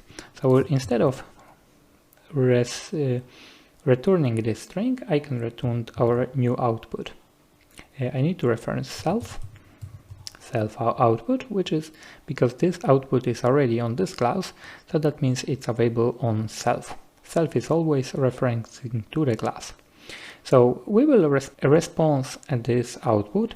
This output, it's a formatted string, and inside string we'll just inject length of the books, which is how many books we have all together. Because we select all the books here, we apply this, assign this to this variable, and this variable will be displayed here as a length, which is how many books we have. So if I will refresh it now, come back to our browser, and then we need to go to our previous URL, which was demo, and then another. That was our class. We have that many books in database. Actually, the string makes some sense. So I will change it quickly. I can do it like that. So we have 2 books in database. I go here, refresh it, we have 2 books in database. Indeed, we have 2 books in database. So what is happening here is books objects all select all books in our system. So using method all will select all of them. We have other options and I will show you in a second. What we can do actually here is we can do print, we can do for book in books, and then we can do something about this. Let's say our output will be, we have book, and then I can reference any field from that book. So what I can do is I can concatenate. I will need to create, I'm kind of writing a lot of things here at the moment. I will explain you in a second what I'm doing. And if I'll do it like that, let's see what we have so far. So we have Hobbit book in database and we have Lords of the Ring book in database.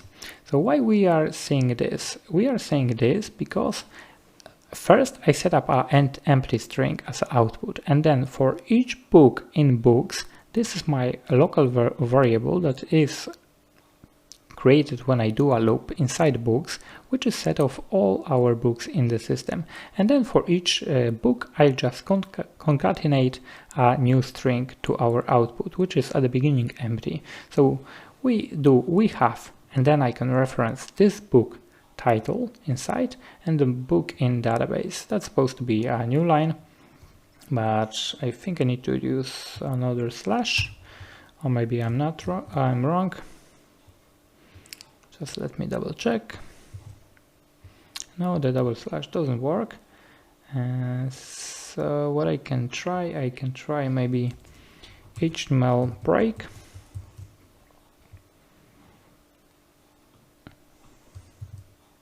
An HTML break will work. So what we are doing here is every time we have a new book in our set, then we'll concatenate to the string and we will put we have book title book in our database, and that's what is printed. So every time we go through the books, then we display this book title, and on this book we have all the different fields available. So cover, description, is published, price, everything is available, so we have an access to this. We don't need to print it here, but if we need to do something with any of this, we can do it.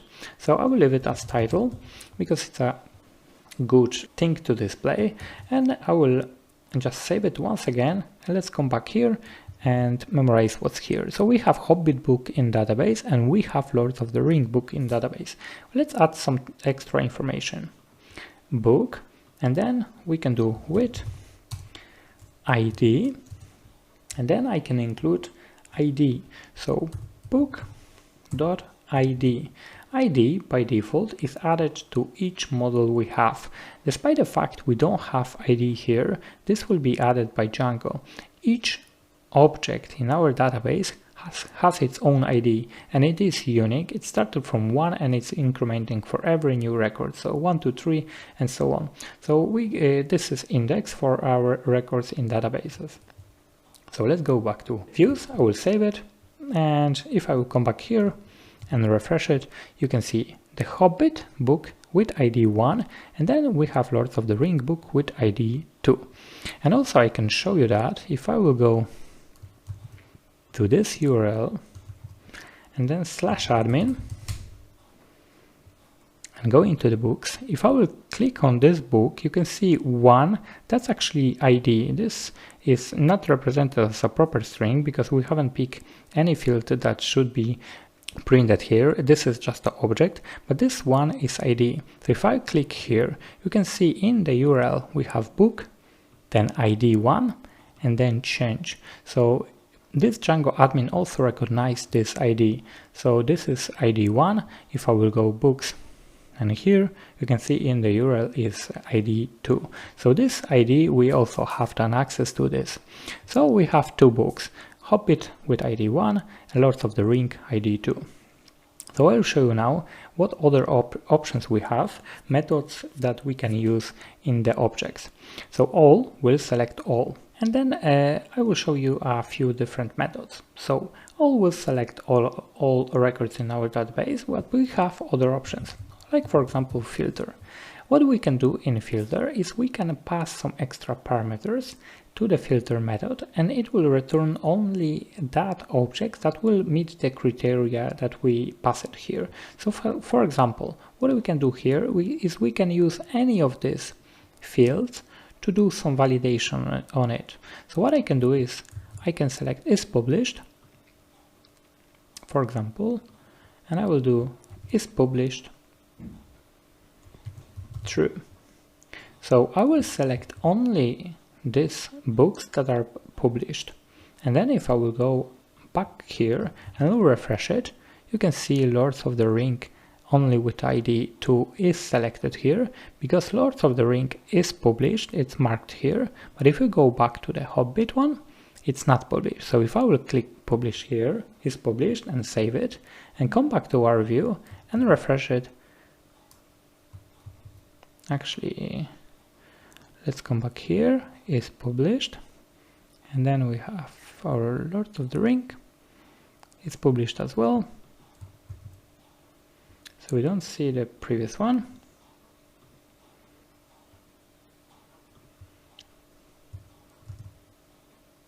And then I refresh the application, and you can see here two books are here because one is published and another one is also published.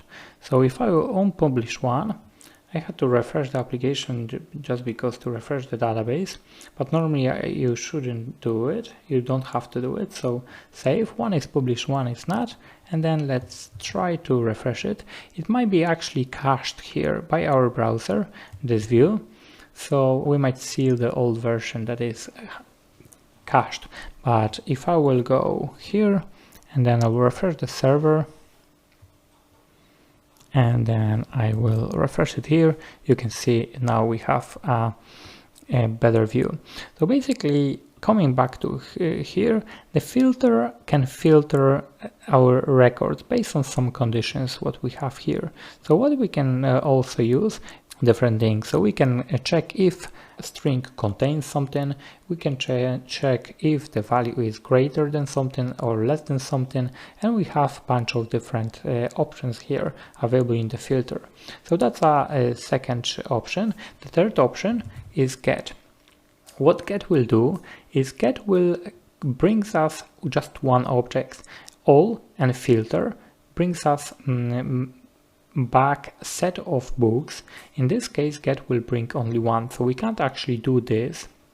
So we need to put a comment there and here, because this won't be allowed. The get always brings one record. So what I can do here is I can say, give me a book of ID 2, and that will be just one book here. And then instead of having this output here, what I can do is, actually I can copy this one and I will put it here. So we have book title with ID here. So I will save it now, and this time we select just one book with ID 2. I come here and you can see Lords of the Ring with ID 2. If I will go here and change this ID to 1, and I will save it, and I'm coming back here, I'll refresh it. It's still the caching problem in the browser, so what I will do is refresh the server, and coming back here, and then you can see Hobbit with book ID 1. So this book objects give us opportunity to access our database and the records in our database. So book.objects. And then we have three methods: all, selecting all, filter returns set of records from our database based on some conditions, and get, you also pass some conditions here, and that will return only one record. So that will be it. In the next videos we will also show you how the built-in Django solution is much better and much more performant than what we are doing now here manually. Okay, in this video I would like to show you a template, how we can actually take our views and display the real page instead of simple information as we have here. That's a simple string. We can actually display the whole page. I have to say that this is not something that we will use in our tutorial, because at the end we will use Django as our API to serve just the data, not the templates. But I think it's very crucial to know that Django is also a front-end framework, so it's a full stack, so we can do that with Django. So I would like to show you the way to do it, and then if you need to have a static page or the page generated by Django, you can also do it with this, and I think it will help you understand how the Django works in overall. So let's do a quick video about templates. So first thing, what we will need to do is we'll need to go to the settings here, and then we have option templates. Inside templates we have tiers, which is directories, and then inside here we can specify where do we keep our templates.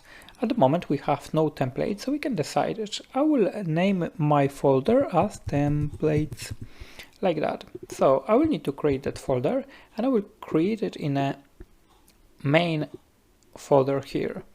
So right click, new directory, and I will name it the templates, the same as we have here.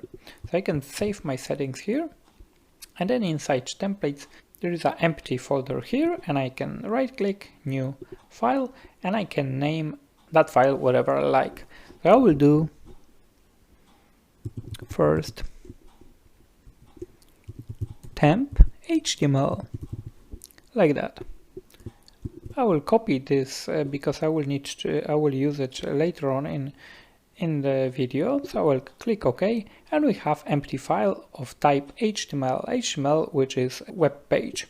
So what I can do here is I can type HTML here and then :5, and then I can click tab. And you can see PyCharm will finish writing HTML for me. I don't need to do all that writing by myself. HTML do that. So that's a snippets built in PyCharm.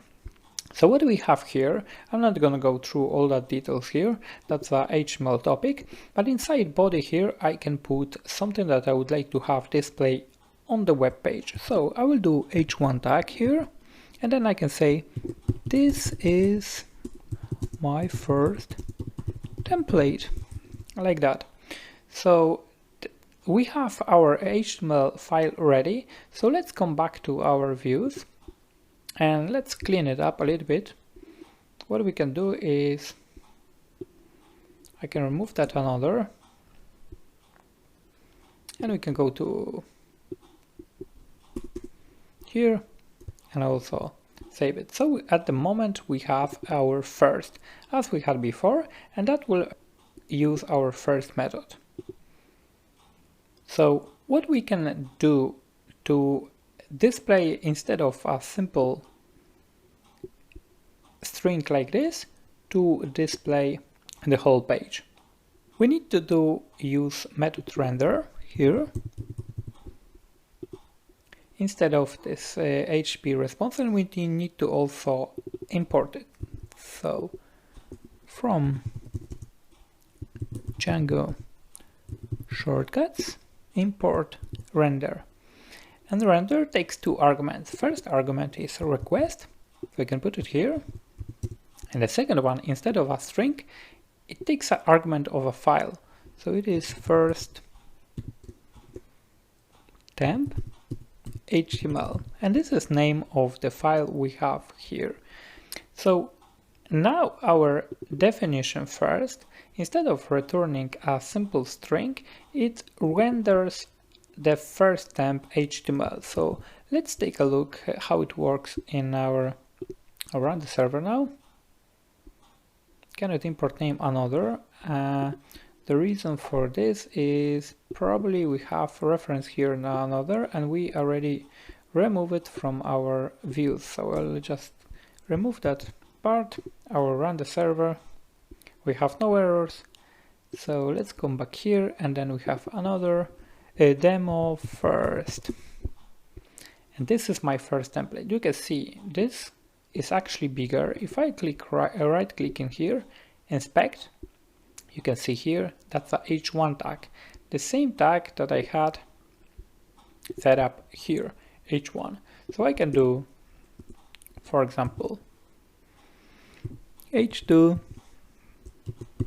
this is my page, and I will save it.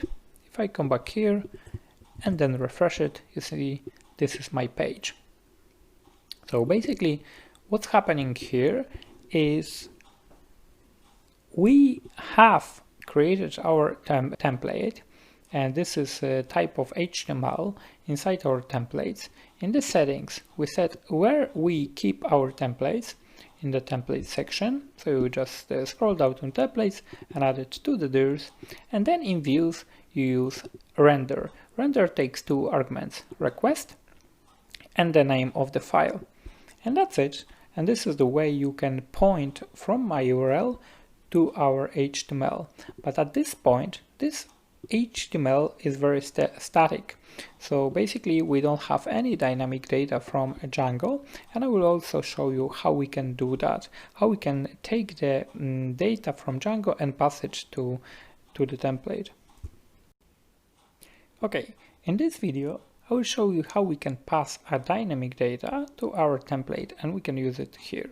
So first thing what we'll need to do is I will close all of these files here, and I will focus on the views.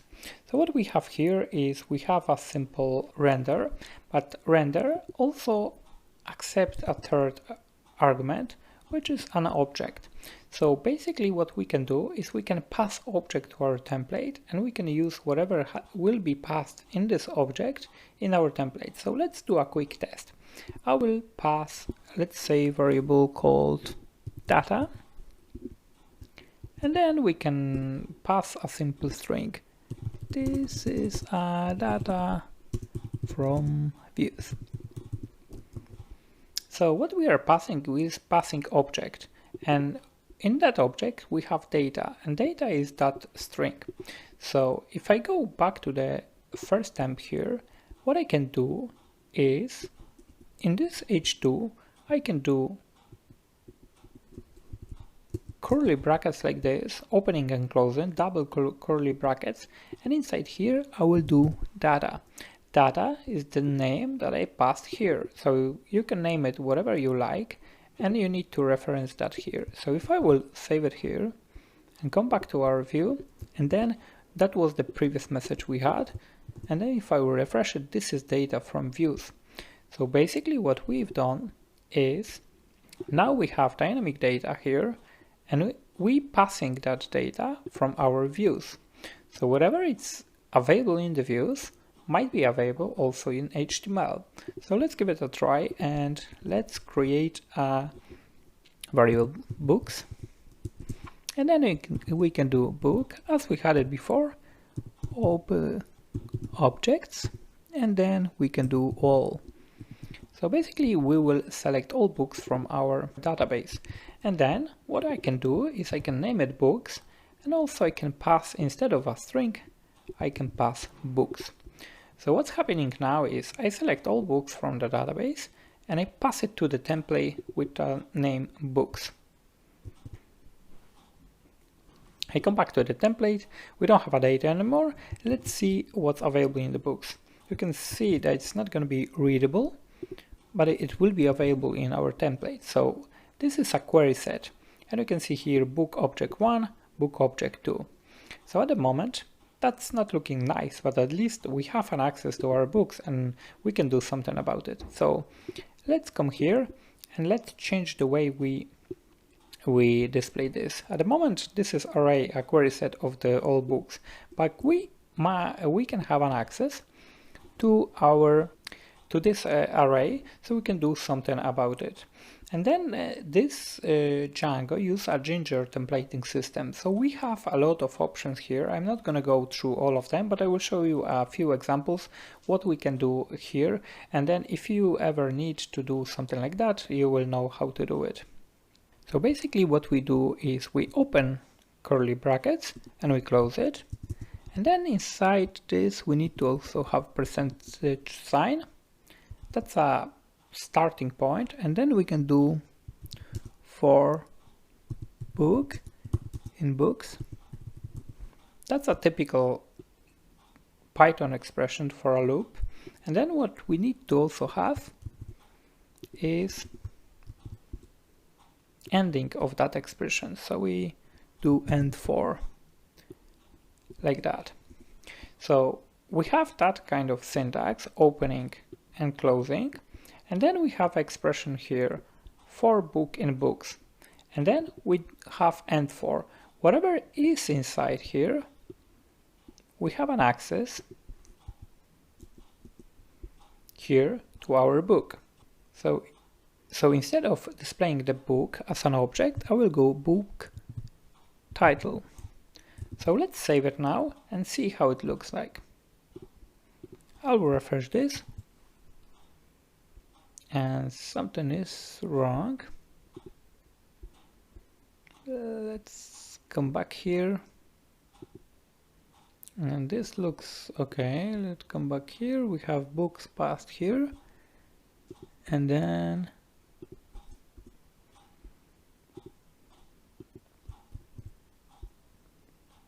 I'll refresh this.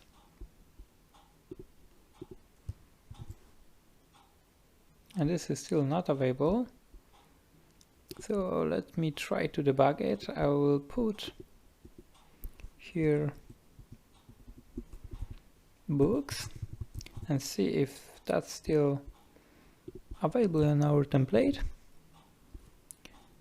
It is not for some reason. Don't see any errors. And this needs to be books, not a book. Refresh it again. Okay, so we have our query set, that's fine. And then for some reason this is not triggering. Okay, I know where I made a mistake, and I have a book's title here. In fact, we are doing a loop here. So each time we do a loop, it's a book that we want to refer to, not the books array. So I will remove this. It's a book title. And then I can remove that. I will come back to our template and then refresh it. You can see Hobbit and Lords of the Ring. And this is coming from our database. So we dynamically select things from our database and then we display that in our template or pass it to the template, and then we can do whatever we like with this. So for example, that's a syntax for a for. We might have another one for if. So if I will do here, and then I said if book is published, then we will display this, and then we need to have another end. So whenever we start something, we need to also end it. So I will go here and then end. This time we will end if.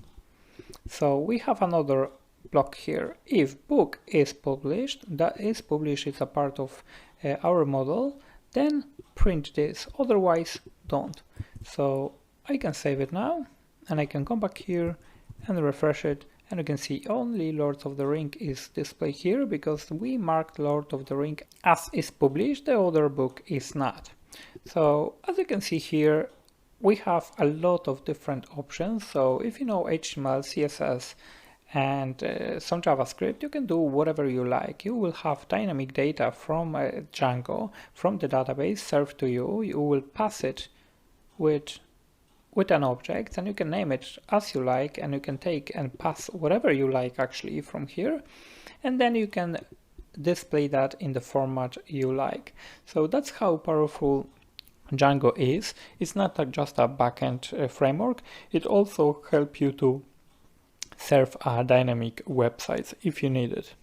But as I said before, in our tutorial, we will be focusing on having a backend for storing our data and serving using the JSON format. So we will ask for the data, we'll have it in a JSON format, and then we'll use it with some other front-end frameworks. In this video, we'll come back to our admin page and I will show you how we can actually use built-in admin and extend it for our needs. So I will open admin and you can see here we have our model registered here, and I will show you another way how we can actually register our models that will give us much more control over what we would like to see and how we would like to see it. So first let's come back to our admin page here. So instead of demo first, I will go admin and you can see we are here. So we'll go to the books and this is what we see. So first thing what I would like to do is, instead of that book object here, this is not really human readable, we can handle this. And the way we handle this is going to our models. We have our book here. So that's a list of fields we have available, but also we can specify how our class will be converted to string. At the moment, Django doesn't really know how to do our book, how to convert it to string to read it. So it's a book object for him, and that's the best he can do. But we can actually use our own method. To do that, we can do def and then underscore underscore str, like string, underscore underscore, and you can see rest of it, it's we can actually click enter and it will be like that. So definition and then underscore underscore str underscore underscore and then self to refer to our class. And in here we can return whatever we like. In our case, what will be the good data to display for a book? Obviously title. So what I can do is self the title, and we are telling that every time we would like to see our book displayed as a string, let's use title for it. If I will save it now and I come back here and refresh it, you can see instead of that object, now we can see title. So that's one thing that we've changed. So let's go to the one of those and you can see we have that kind of fields here. If we come back to our admin page, we can actually change it and control what we see. This is very generic admin site register book, but I will show you another way we can actually deal with that and register our book with some more greater control. So what we can do is we will use decorator admin.register and then we can register our book here like that. And then what we need to do is we need to create a class. So we will do book admin. We can name it whatever we like, but book admin, it's a good convention. The first part is our model and then admin here. And then inside we will pass admin model admin like that. And then we basically what this is doing is we still register our book and then we will use it in the class, and then we have some extra options. I'll show you a few. So first we can specify the fields. So let's say I would like to show title as a field available. If I will save it now and come back here, and that was this is what it was before. If I will refresh it now, you can see only title is displayed. The reason for this is because we decided that title is the only option we should display. So if I will add another one, like for example description, here, save it, we'll come back here, refresh it, you can see title and description is displayed. So if you don't need some of the fields to be displayed in the UI, then you can hide it, or you can decide which one you would like to include in your UI. Another thing we can do is list display. And then let's say we can display title and description. And for now I will remove these fields and will revert back to how it was, but this time we'll use list display. So we can keep both, you don't need to have one or another, but I will remove it just for easier. So I will refresh it and you can see all of it is back because the fields, we don't have anything in the fields. But if I will come back to the books, you can see here we have a table with a title and description. So now the title is here and description is here. If you would like to have something else displayed in this view, you can specify this here. So let's say price is something you would like to have in that view. Come back here, refresh. I haven't saved, I think, this file.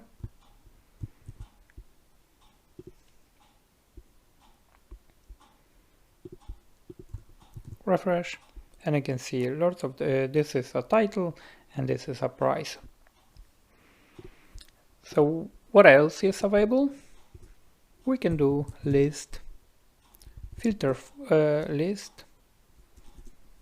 filter, for example, and then we can decide on which one we will filter. Let's say we can filter by published. So I will put it here, I will save that and come back here, and then I will refresh it. You can see new filter has been added to our admin page, and we have some filters here. This depends on the type of the field that we are filtering. We are filtering by date, so this is common to like this month, past 7 days, today, and so on and so on.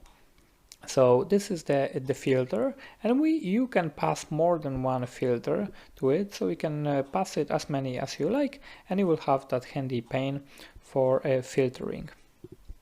Another option will be search fields.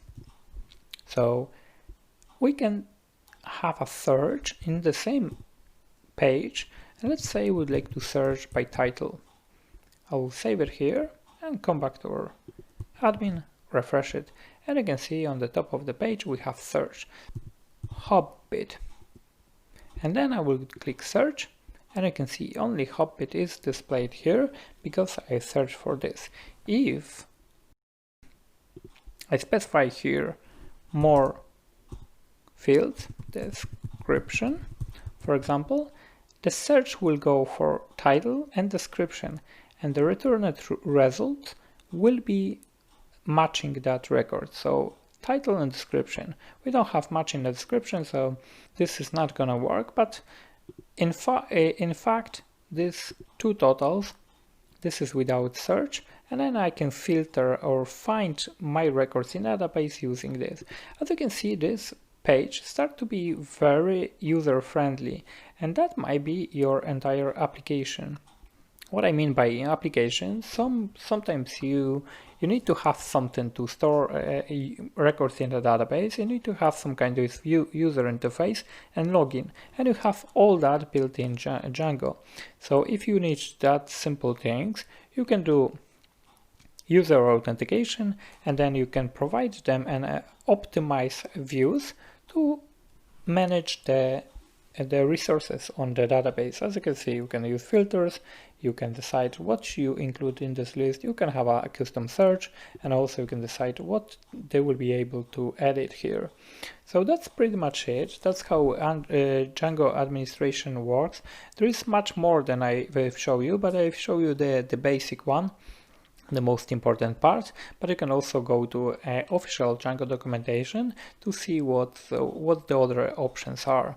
But as you can see, this is very powerful view. Give it to us for free.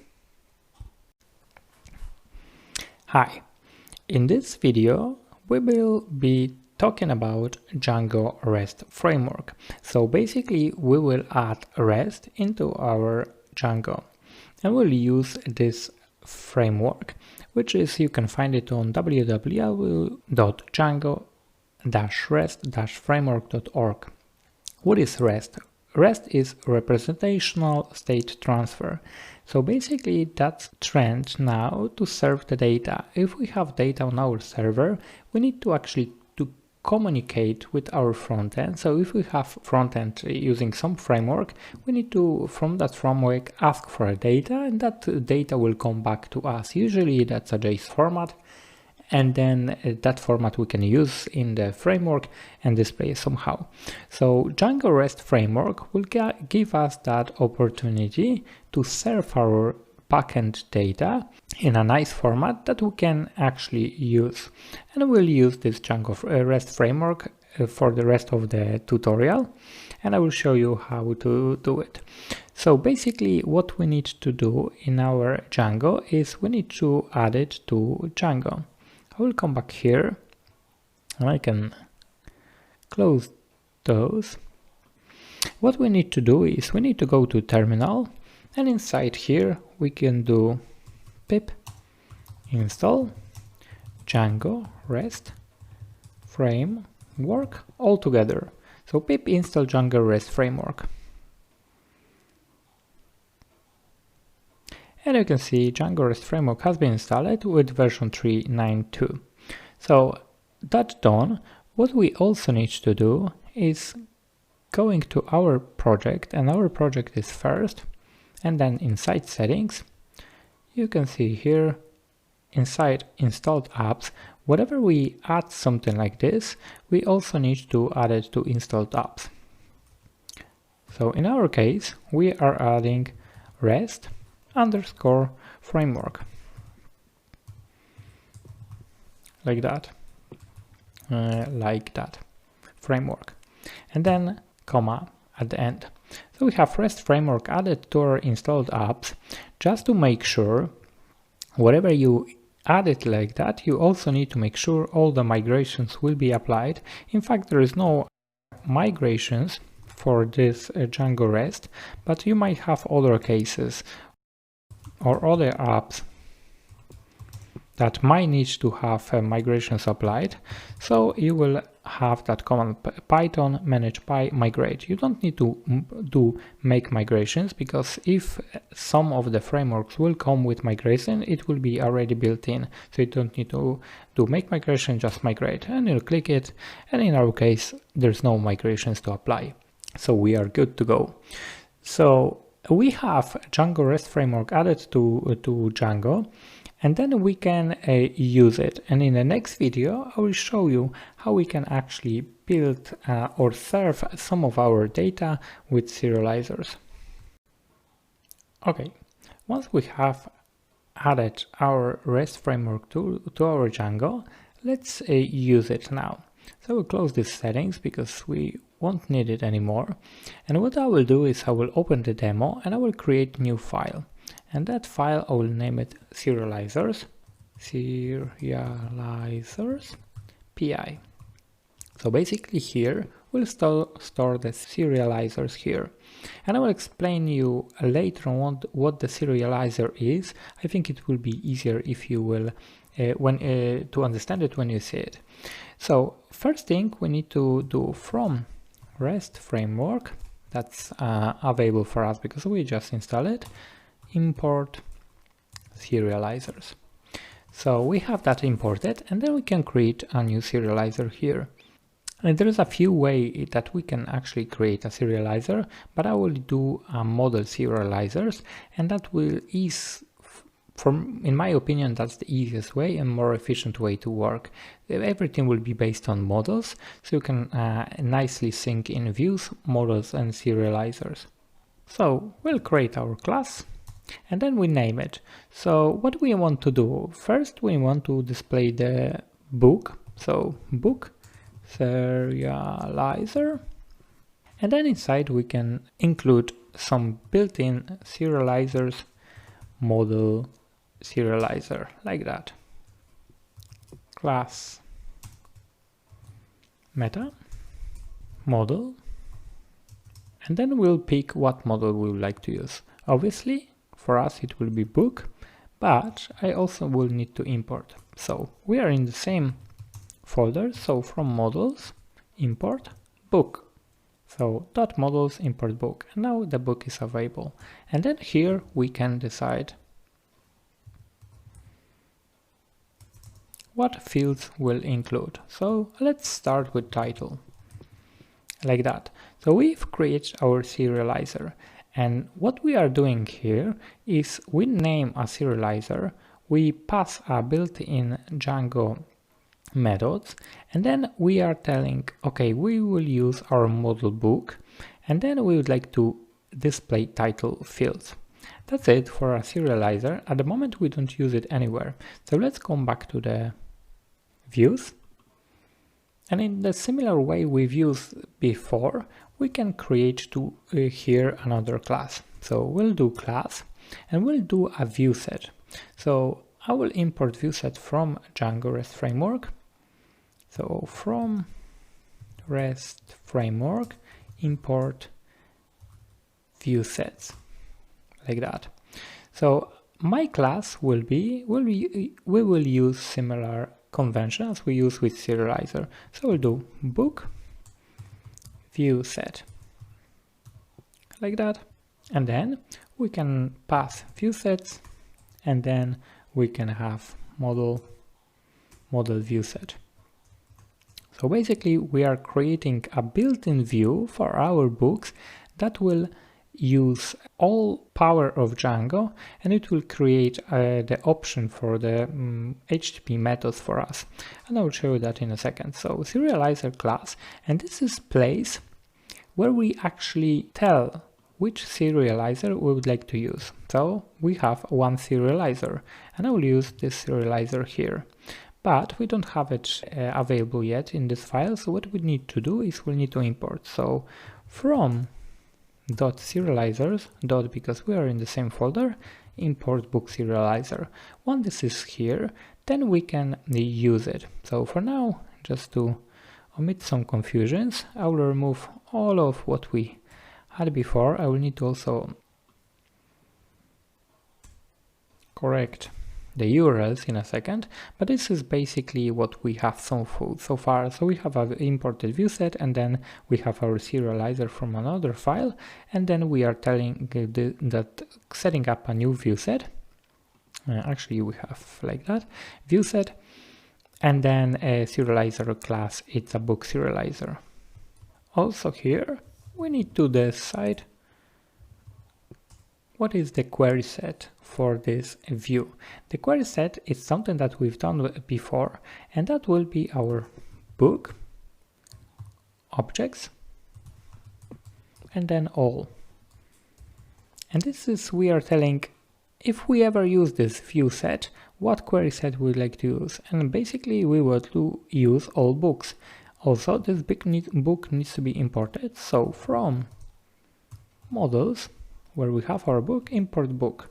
Now we don't have any errors, and then we have our view set here. So I will save it. Now we have serializer, and that serializer will use our book model and display title, and then we have a view set. The way we had it before, it was a simple class or a function. This time we use model view set, and I will show you how powerful that is in a second. So we have this, and then we need to go to the URLs. So we need to, instead of having this function passed to our URL patterns, we'll use a router. So let's import from REST framework, import routers, and then we can create a new router here. So router, we can name it as we like, and then routers, which is that what we have imported here, and then we will use default router, like that. So we have a new variable, a router, and using REST framework routers. So here we can do router and then register, and then what we can do is we can register a URL. In our case it will be books,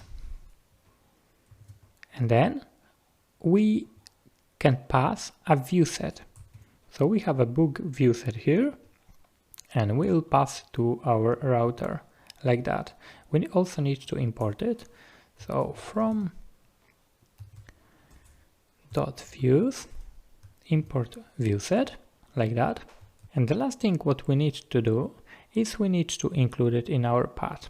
So I will remove this, so we'll have an empty path here, and then we can do include.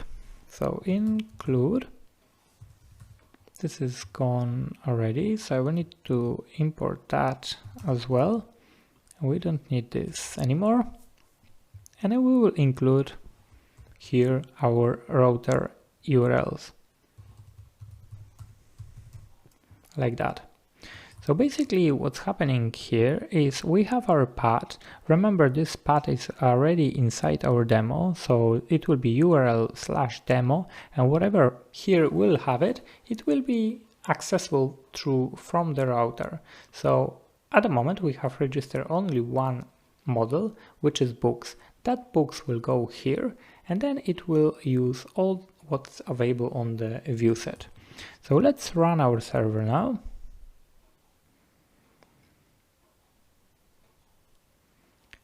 This is supposed to be as URLs. I will run the server again, and then we have our server running. So let's come back here to our demo and look at that. Now we have another view, and that view comes free with a Django REST framework, as you can see here, and that's a kind of UI for managing our REST. So what we see here, we have some methods here. So basically, if I will use this URL in some kind of API browser, and I will show you later on how we can do that, then I will see a JSON. So what we can do is I can click on this link, and you can see here I'm seeing a list of our books. This is what we added in our database, and this here, this part, it's a JSON. It's an array of objects, and each object has a title and a value. So this is what we will use actually in our front-end application. And the reason why you see title here and nothing else is because we added in the serializers here. So if I will do another field, description, and let's say price, I will save it now. Coming back here, refresh, and you can see for each object here we have title, description, and price available for us. So in the serializers we decide what should be included in our object. So next time we will use a front-end application and would like to have a list of books from our backend, what we'll need to do is we need to use that URL.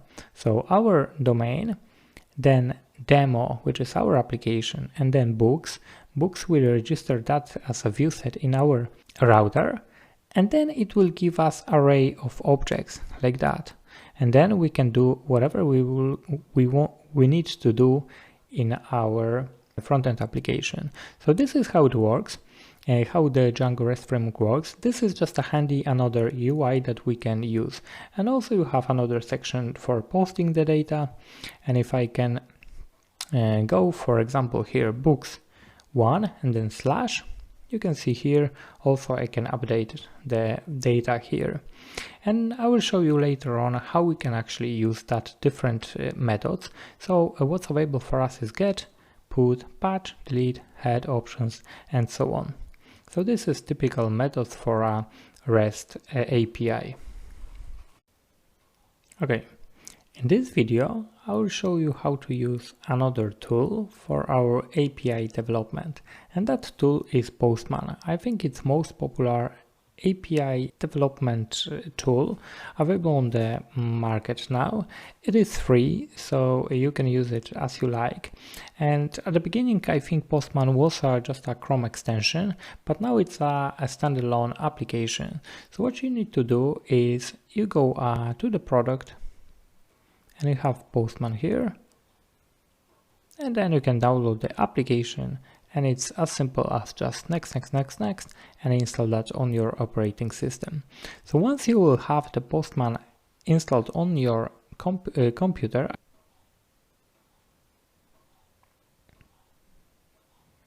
Now Postman is opening and we have added that interface available. So what we can do here, we can do similar things as we've done in our previous video using this interface. So if I will come back here to the books, you can see that is the object I saw there. If I copy that URL now, Ctrl C, and I'll go to my Postman, and then I will paste it here. So basically what we are doing is we are trying to fetch the data from that URL. And here I can select the method I would like to use. I will keep it the get here, and then I will send. And looks what I have here in the output. Basically, it's what I had in the previous page, but this time this is a typical JSON text format available for me. This is also based on Serializer as we had it before, and we see all that information. So let's come back here and let's add more. If I will go to the models, we have title, description, price. We can do published, is published, and then cover. We can leave the cover for now.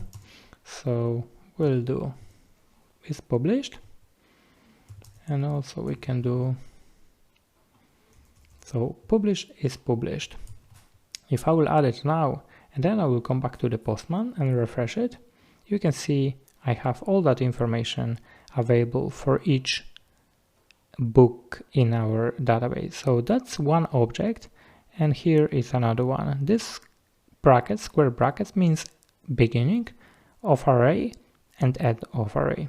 So that's what is available through Serializer, and this is what we use as a get. What I can also do is, I already mentioned that before, that Django automatically include ID in our record. So what I can do is I can also include that ID. So I will save it. And if I will come back here and refresh it, send it again, you can see ID is a part of this output. So this is the method that we register in our router. We'll come back to the URLs here, and you can see this is register books with a view set. So this view set brings more than just a list of the items in the database. It has much more things built in, and I will show you what other things are available. So if we have ID 1, I know the books, we have books with ID 1, and then I can pass 1 as at the end of the URL and then slash. So basically books will give me all the list, and if I will pass as an extra parameter the ID of the books, then I will send it. You can see only one record is returned with the ID 1. I can also do 2, which is the second book with the ID 2. So basically that's already done for us. We don't need to set up or configure anything. Using method get, we can have both. If I will have it without that ID, the whole list, or we can pass ID and get the certain record. So what else is available? We can do post. So if I will post to the books, we can post using like this form here, and I will pick body and then this form, or we can do form data. But what we need to do, we need to pass title, and let's say our book will be Twilight, to just stay in the same topic as we have here. And picking the post here and clicking on send, I will take this value and I will send it for this URL, and this URL will accept the post as well. So if I will send it, you will see it's not gonna go through. Actually, it went through, because we set up our model to have the default values for everything. So at the moment we have another record, and then we have title, return it to us. So if I will come back from the post to get, and then I would like to see a list of our books in the system, I can go send, and I can see here I have 3 books in the system now. So what else is available for us? We can do put. For example, put, it's not gonna work on books. We need to specify for which record we will use the put method. Let's say 3. 3 is the ID of the book we've just created here. So we can see here 3. And put will basically change our record in database. So post creates a new record like we did here, and the put will change it. So we still need to pass some information, so we'll pass it with the body, and then I can title, let's do Twilight Saga, I don't know, something. Probably there is a lot of different Twilight Saga. Anyway, if I have put now, and I will say send it for a book 3, which is this one, it was Twilight, and then I will send it like that. You can see what I did is I've changed the 3rd record with a new title. So coming back here, I will do get for all the books, so we'll remove that ID, and you can see this is my 3rd. So put will update the records, and you can update it more than one field. At the moment we're only changing the title, but you can pass any, like let's say price. I will do price here, and then we can decide it to 45 price, and also I need to do 3/ and using method put. So sending this, you can see this is our price and this is our title that we pass here. So I will come back to get books, send, and you can see the new record is there. Well, this old record, but with new data. So we cover already 4 methods, which is get all, which is the books. Then you can get a certain record like that with ID, and then you can post, create new record, and you can put update new record. Also, very important one is the delete one. So if you would like to remove the one we have created with the ID of 3, you just use the delete method on it.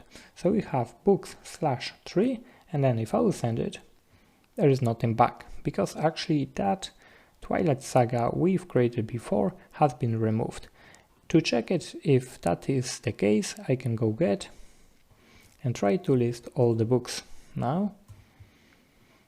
Send it, and you can see we are having 2 books in our system. So the 3rd one has been removed with the delete method. So that's it. That's the main methods we have on the HTTP. Repeating that again, we have 5 main methods. So we have get on the books, which will give us the whole set of the books. Then we have get on the specific book. It will bring us only one record. Then we have post for creating new record, put for updating the current record, and delete for removing.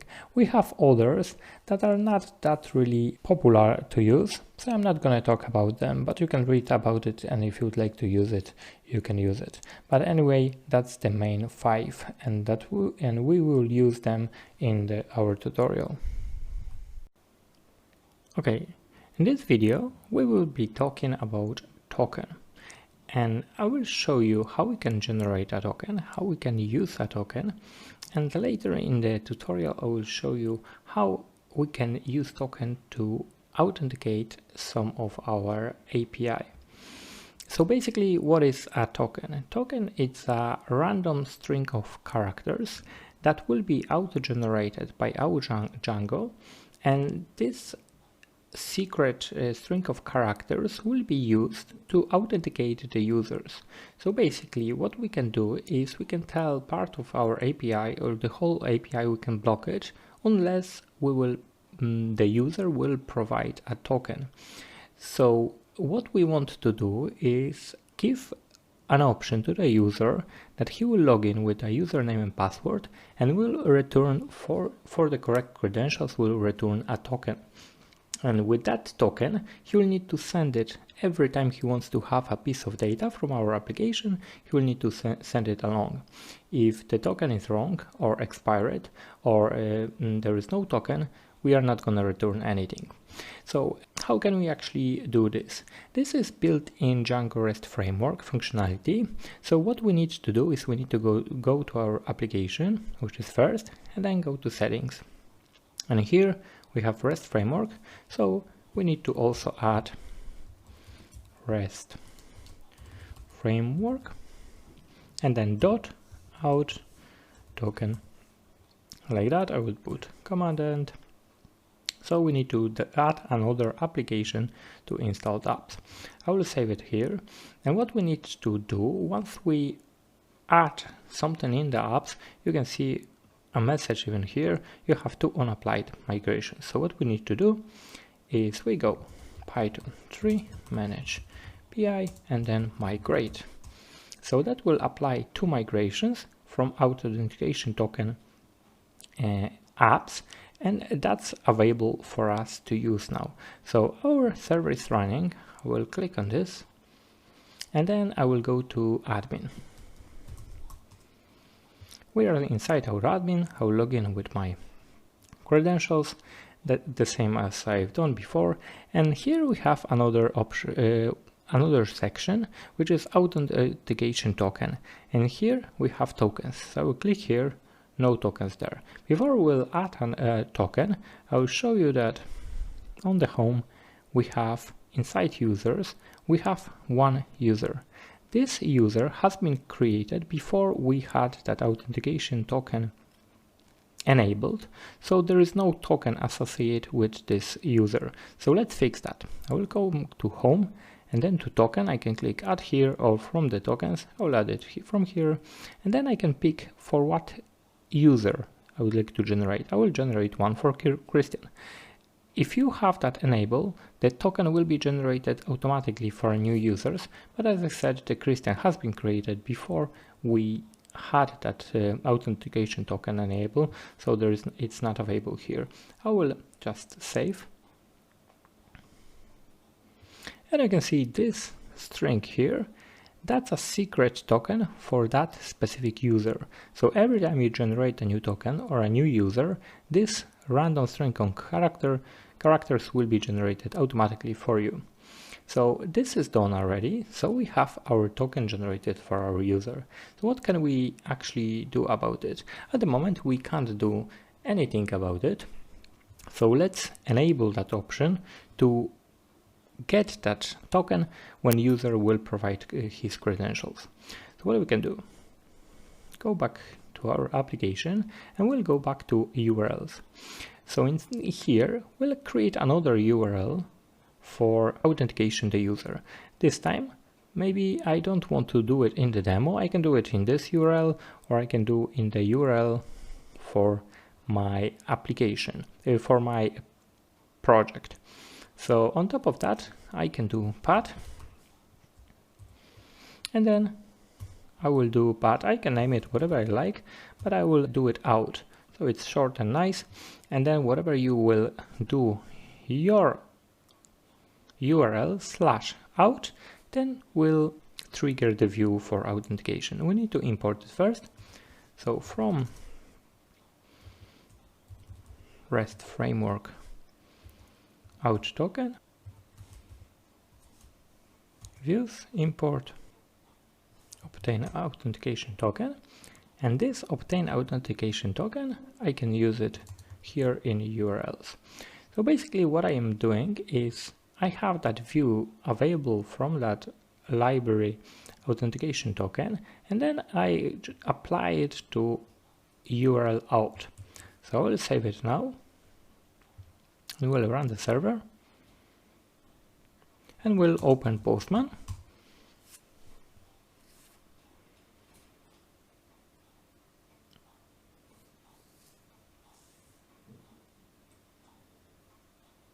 And that's our Postman. So we can go to our authentication. That's our URL we have created. And then I can do send. So first thing, method get is not allowed. Why this is happening? Because the authentication requires my credentials, which is username and password, and method get returns something. So if we want to send something to our server, then we need to use a post. So I will switch to post and let's try the same method again. It still doesn't return anything to us because we need to provide a username and password. So we can do that going to body. And then what I can do is I can do username here and then password here. So username, as you remember, we've created super user with user Christian and password Christian. So username and password. This time when I do post, I will send username and password. I will send it now. And you can see here, in return, I got this string of characters. And you can see B58 is the same B58 as you have it here. So this token is returned from our out URL when I provide username and password. So basically, that's our login functionality built in. So we provide username and password, send it to Django, Django authenticate that user and check it. Okay, we have user with username Christian and password Christian, and then in return it will give me that token. So that token at the moment is useless because we don't use it anywhere. And in the next video, I will show you how we can actually protect our API, our resources on our database, only allow users with that token to see our database's record. In the previous video, we discovered how to create a token, and now I will show you how we can use that token to secure our application. So let's come back to our PyCharm and we can close that URLs. We don't use it anymore, and I can close all of that. So basically in our settings we can set up a setting for a REST framework. At the moment we don't have anything here yet, so in any place you like we can add a setting especially for REST framework. So we do all capital REST underscore framework like that, and then we'll include some configuration inside, and we gonna do default permission classes, and then we can pass a tuple array of different permissions. I will do a new line here and then capital REST framework permissions, and then we can decide what permission we would like to have it. So I will start with is authenticated. That's case sensitive. So REST framework permissions is authenticated. I'll put comma at the very end. That's very important because we need to tell Python that this is actually array, a tuple that we'll use. Otherwise it will be treated as a single record and it will throw an error for us. So wherever you have a tuple, to make sure that Python will treat it as a tuple, put the comma at the very end. So REST framework permission is authenticated. We add it like that. And as you can see here, that's a default in the settings. So that means that we would like to use as default is authenticated. So we restrict our application to be used only by authenticated users. So I will run it again. And now its server is running. Let's go back to the Postman here, and then let's try to use this one of the calls we used before. So as you can see here, if I click this on the books, this is what we used before. I have another tab here when I click it, so this one is still there. I have another tab which is demo books, and I will try to use the get. Before we had a list of all the books in our database, so if I will do it now, you can see here authentication's credentials were not provided. The reason for this message being displayed is this. So the default permission for our whole project is authenticated. So that means I restrict everything in my application to be authenticated. So what we need to actually do to get some records, and I will show you. So we have that token that we can actually use. So normally what we need to do is we go to the headers, and inside headers we need to attach our authorization.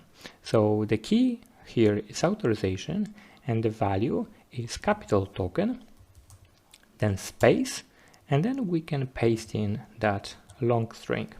So we don't have much space here, so it will go to double line. It doesn't really matter, but the syntax is token, space, and the long string that we got it from here. So you can see we have this token. I just copy that and put it inside headers in authorization token space and the string. If I will send it now, what we could expect is to have the result back, but it's not gonna work, and I will show you in a second why. So I will send it now, and you can see nothing has been changed despite the fact we are sending the token to get our books.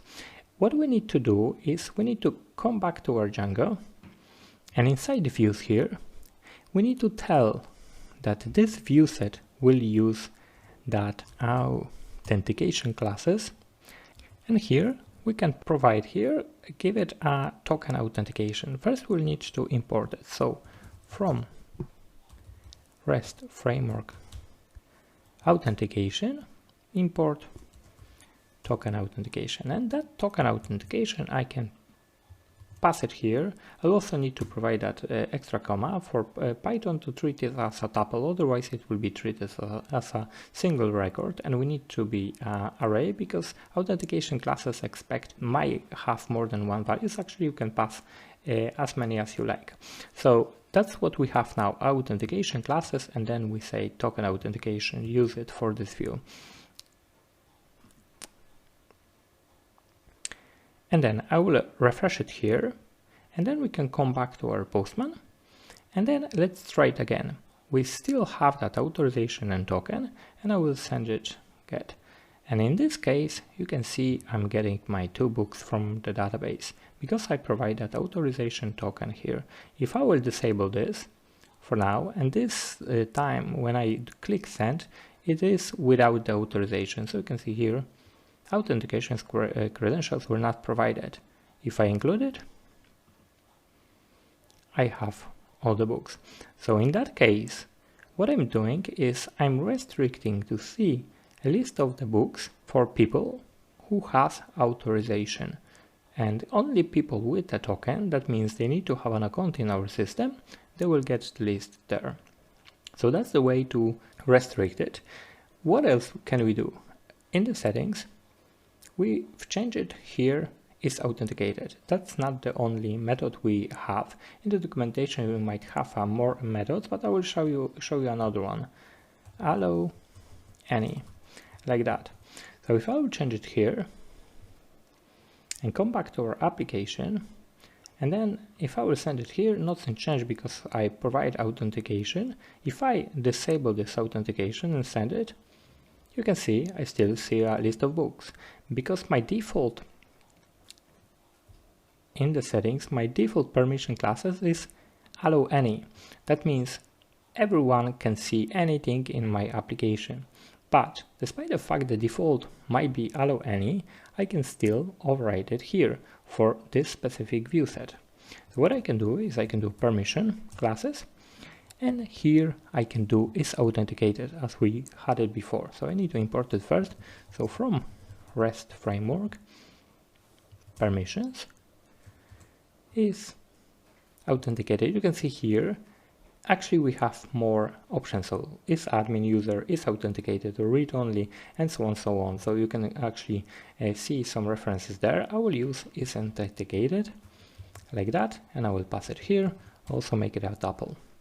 So this time my default one, I said allow any, so my application will be open to anyone, but this specific view set will be is authenticated. So I will save it here, come back to my Postman, and then let's try to get the list of the books without a token. Sending, and I need to provide it with the token. I get it all right. So that proves the way how we can actually secure it and have a full control over our resources in the database.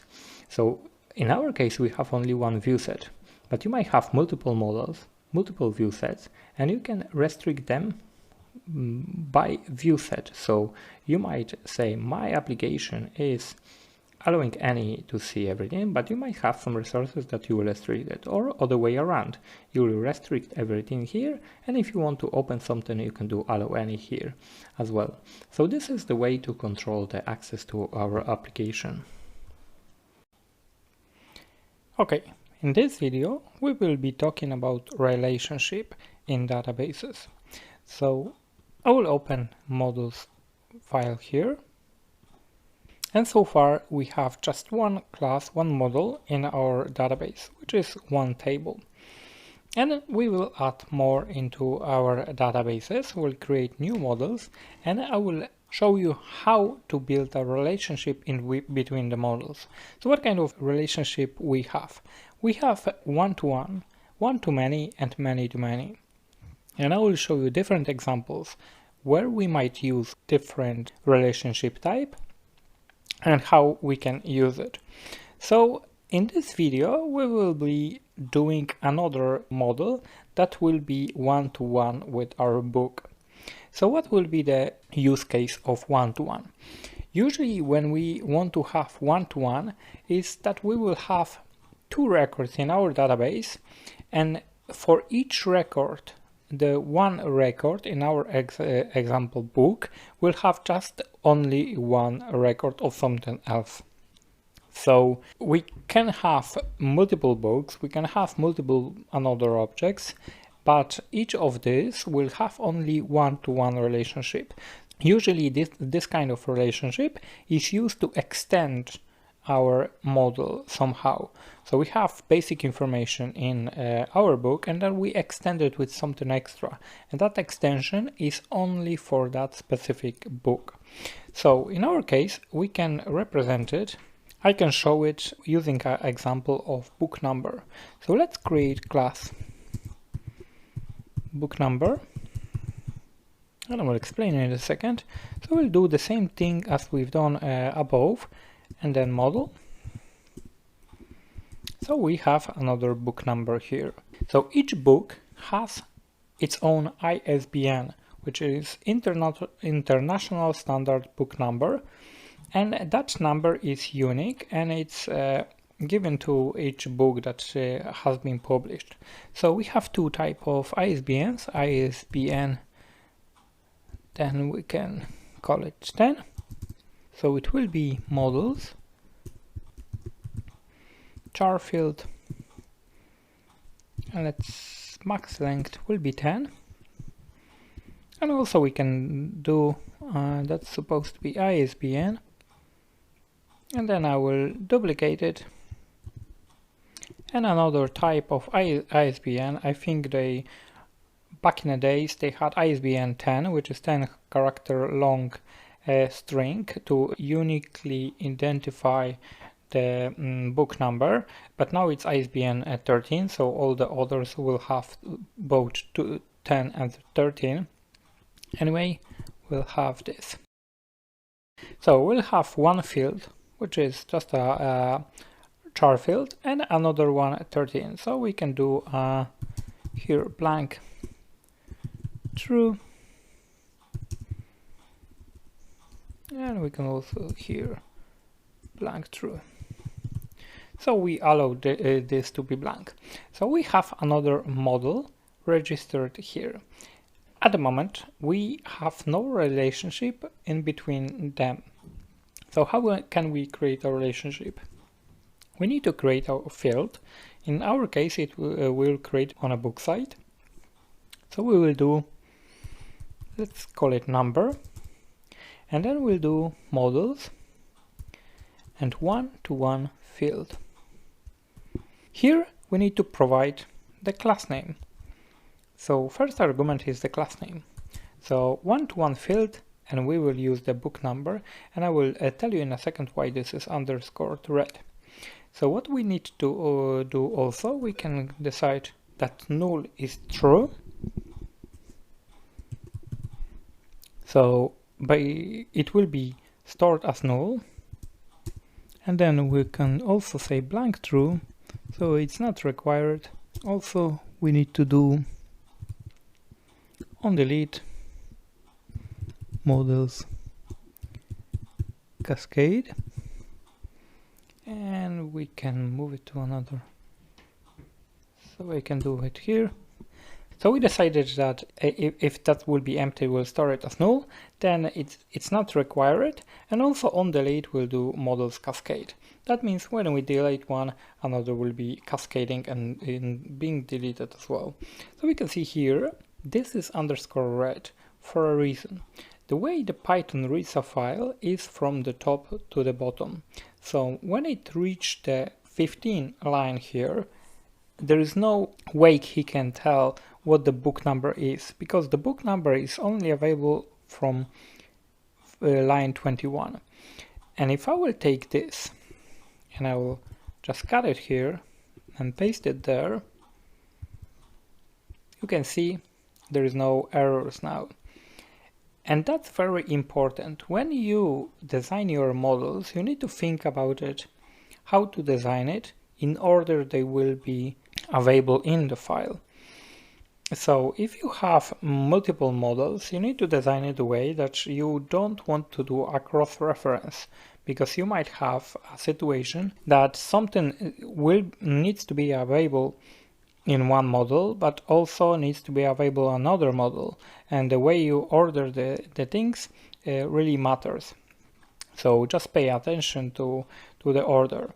So we have our book, we have our one-to-one field to the book number, which is this one, and then we decided what to do with the data. So as always, what we need to do in the terminal, we do Python manage py make migrations. And you can see here two things happened. First, we've created a new model, which is new table in our database, and then we add field number to the book. So we have that number, and that's a one-to-one reference to our book number. And then we need to also do migrate. And that has been migrated to our database, and it's available for us to use. So what we also can do is, if I will go to run admin, you can see here we only see books here. So what we need to do is we need to go to admin, and we can register our new model.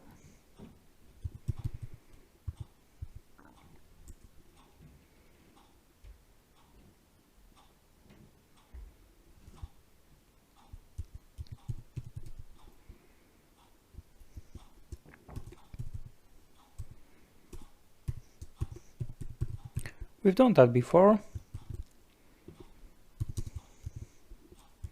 So we import book number, and then we do admin site register and the book here.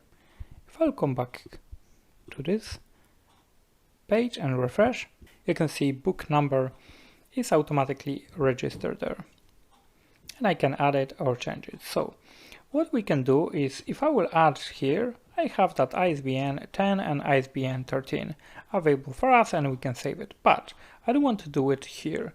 What I want to do is, I will show you if we go home and if we go to the books, and this is how it works. So if we go to the Hobbit, you can see this is one-to-one field here.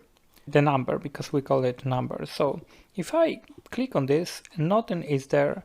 That's a drop down from all available book numbers that are available in our database, but in fact we don't have any yet. So we can directly add it from here. So let's say we have some 1 2 3 4 5, some 1 2 3 4 5 6 7 8, whatever that is. That's supposed to be 10, that's 13, it doesn't really matter. So if I will save it, you can see book number here is assigned to this book. So if I will have that ISBN, real ISBN, I can assign them to this specific book. So I will save it here, and that's been added. So this Hobbit has that. If I go back here to the books, and you can see Lords of the Ring here, if I will try to pick something like that, which is the same book number I've created for a Hobbit, and save it, you can see there is an error. Book with this number already exists. And the reason I see that error is this specific thing. So 1-to-1 can only have one per book. So if you will try to assign the same one to the book, it will throw an error like this. So if you want to see that book, you need to add a new one with new ISBNs. Okay, so we have that sorted out. Let's come back to the Postman and see what we will see here. So we have our books here, list of books, and now we've added extra fields. So what we can do here is test it, and nothing is there. So the reason for that is because we haven't added anything in Serializer. So we have ID, title, description, price, published, and is published. So if I will take a new field we have created and put it here on Serializers, that's like that. If I will refresh it now, coming back to Postman, and then you can see here number 1 and number null. And what is that? Well, basically that's ID of our book number reference in our database. And this is null because we haven't added anything to Lords of the Ring. And this is 1. Well, that's not really useful for us that much, because if we have ISBN, we would like to see ISBN here. So what we can do is we can copy entire serializer, paste it here, and what I will do is I will have another serializer, create a new one, number.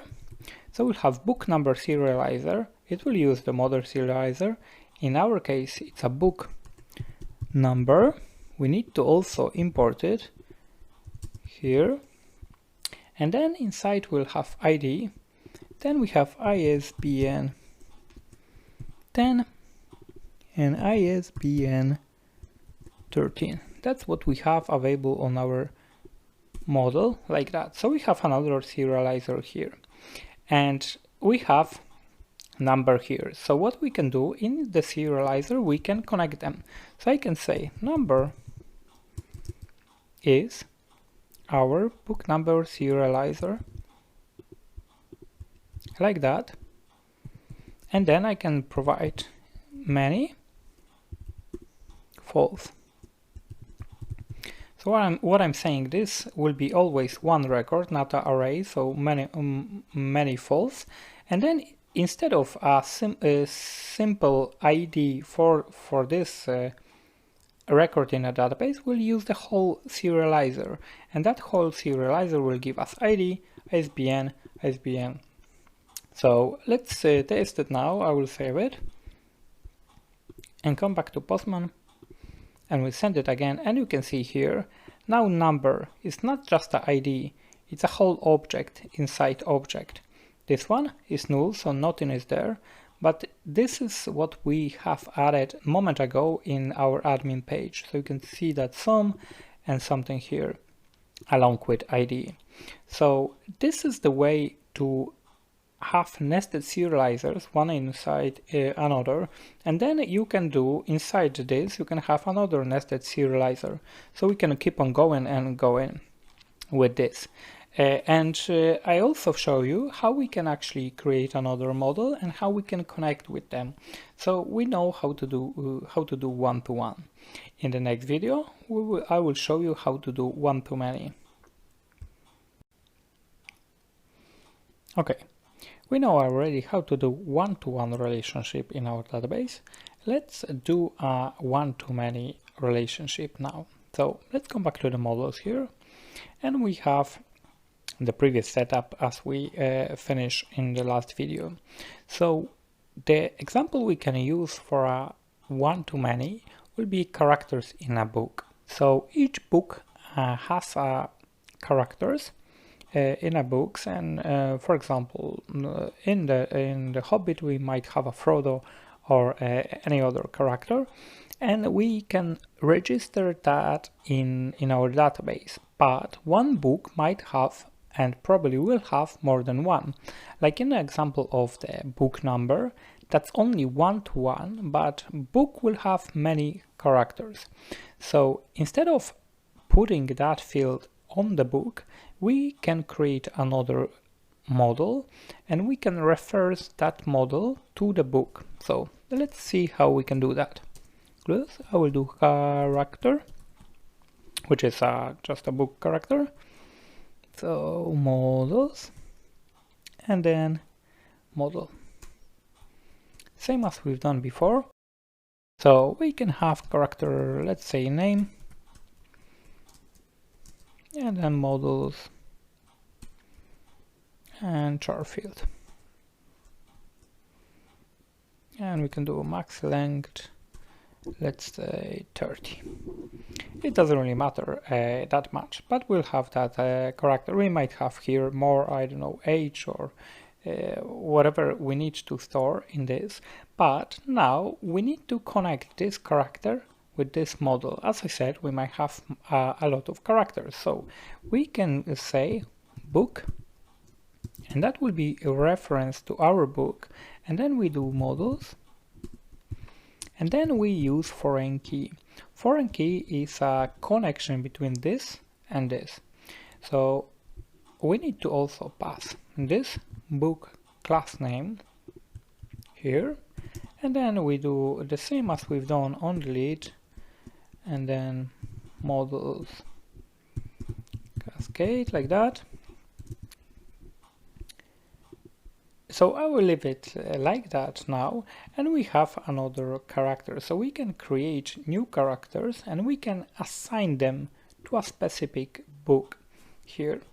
So I will save it now, and let's go back to terminal. We'll do arrow up twice, make migrations, arrow up, migrate, and then that's been applied. So let's go back to the admin here, and I will just duplicate it here. And then this class name, I will also need to import and register here.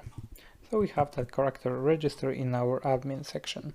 So let's come back here and we can go home and we have our characters here. So let's add a character here. So we can do Frodo, and then we can decide it. Oh, that's Frodo is in the Hobbit. So I will save it, and this has been added. What I can do is I can add it. Actually, I don't think Frodo was in the Hobbit anyway. Bilbo, and I can also decide it to apply that in the Hobbit. So let's correct the first one. Frodo wasn't there, so let's do Gandalf.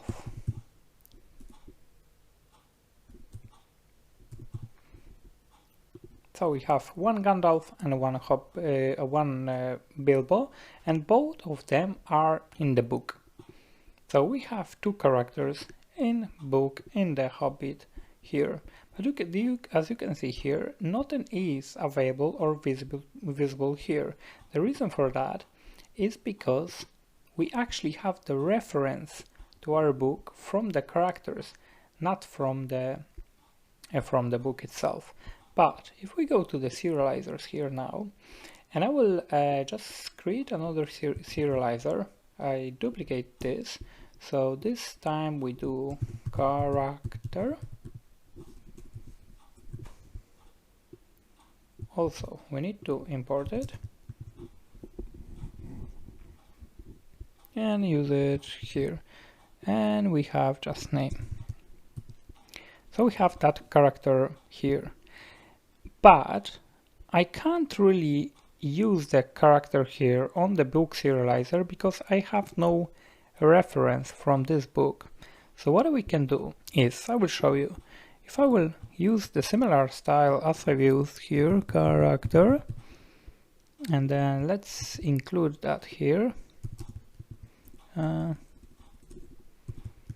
like that, and then we'll use the character serializer, and in this case I will say many true.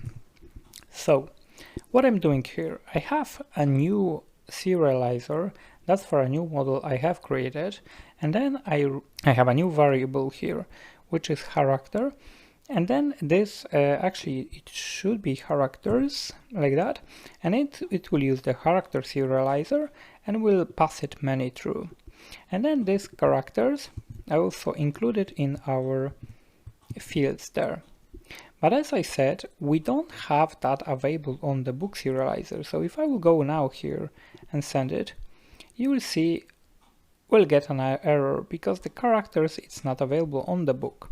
So what we can do is we go to the models and we don't add it here like one-to-one, but what we can do is on the book with the foreign key on that field, what we can do is we can do related name.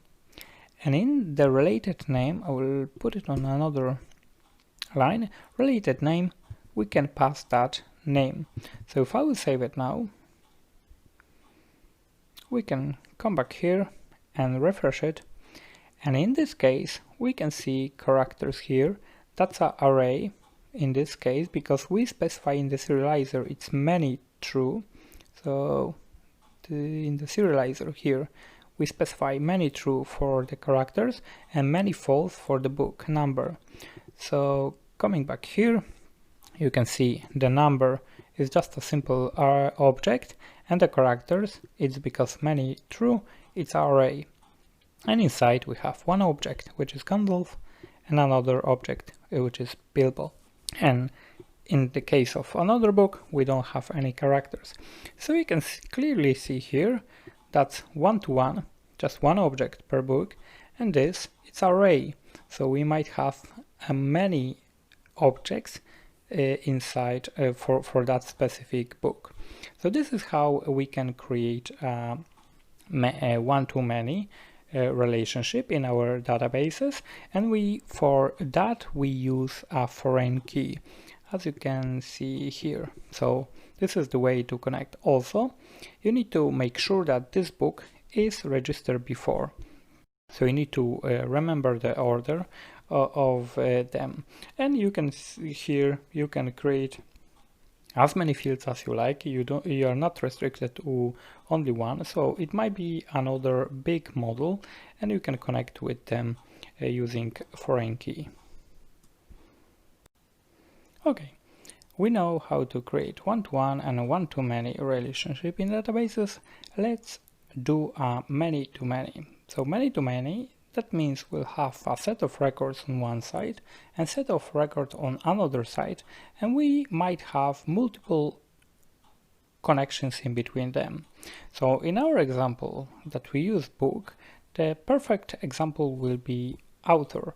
So author might have a lot of books. So books will be written by one author, and that author might have more than one book. So we can create that class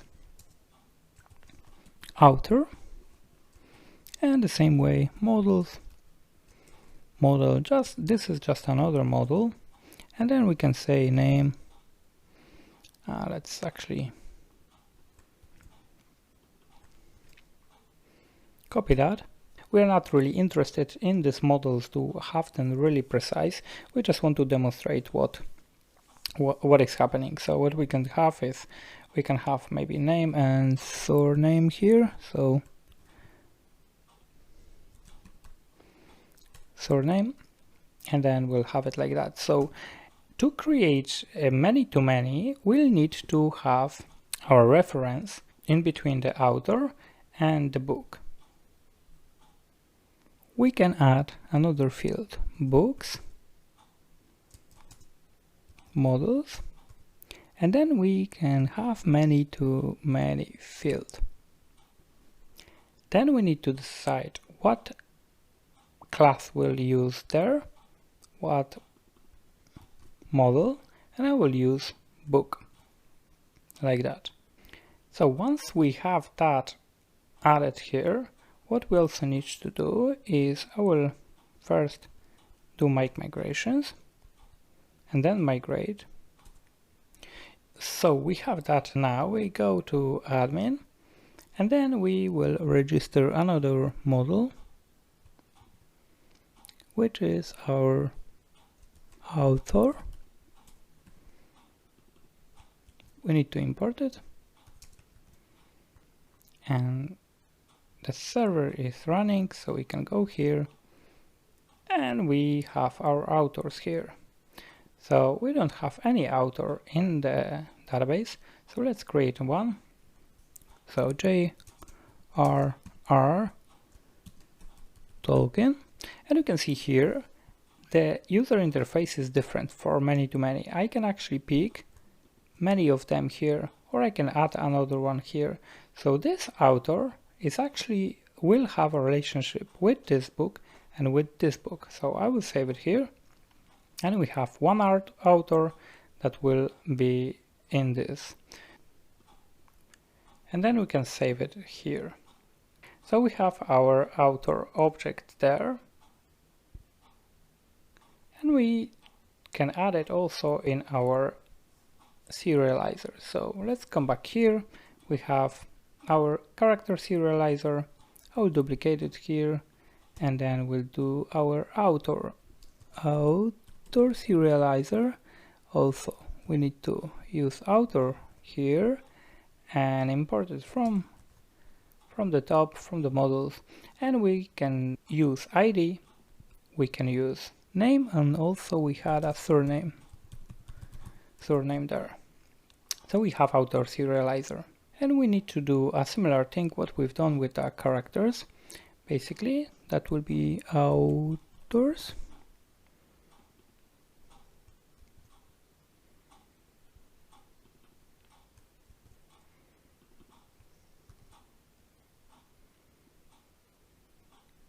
and then we need to do authors added here. So authors, and then coming back to our Postman, I will send it, and you can see we are having the same kind of error we had before. We already know how to solve it, so we go back to the models and then we do related name, and then we can do authors. So I save it again, go in Postman, refresh it, and you can see here we have different relationships. So we have one-to-one, one-to-many, and many-to-many. And the many-to-many here is you have this one, J.R.R. Tolkien here, and also you have the same author here. So you have authors, this one and this one. It's the same record in database, but you can see it is available on both of them. And then we have characters here. You might have more than one, and they will be specific for this book. And also you have a simple one-to-one relationship. So that's how the relationship in Django works, and that's generally all what it's to it. when you design your application, it's very important to think it through. What would you like to store it in, what models, how would you like to use it, and what will be the relationship in between them. Because the way you construct the models and the serializers later on, it will matter for you how you will receive the data from your database. So as you can see here, using the serializer, we can build the very complex objects. So we are asking for books, but we get the array, not for this book, specific book, not just the book ID, but we also have another model, which is then another models, and we can actually include here more information than just a simple ID and name. And as you can see here, we can decide on any field that we store it. We try to keep our models very simple, but in fact you can, in the real application, they are not simple, they are full of data, real data, and they're really useful. And it's really up to you which fields you would like to include it and how you would like to structure. The one thing I haven't said yet is you don't need to have one serializer per model. So if you go to the serializers here, what you can do is you can possibly create another serializer for a book, for a book, and you will include only, for example, ID and title. And that's completely, I can actually show you. So if I will copy that, and then I will remove all of that data, so we'll still have a book serializer, so book mini serializer, I will name it. The name needs to be unique, but you can use the same model. So I will just keep it ID and title. So I can have it like that. And then I have this serializer. I will copy the serializer, and if I will go to the views and I have my view set, in this view set I use serializer class book serializer. So let's say I want to use book mini serializer. I will import that also from the serializers, and I will show you that in a second how it works. So Postman, if I will send it now, let's come back here. I have book mini serializer. The serializers have been saved.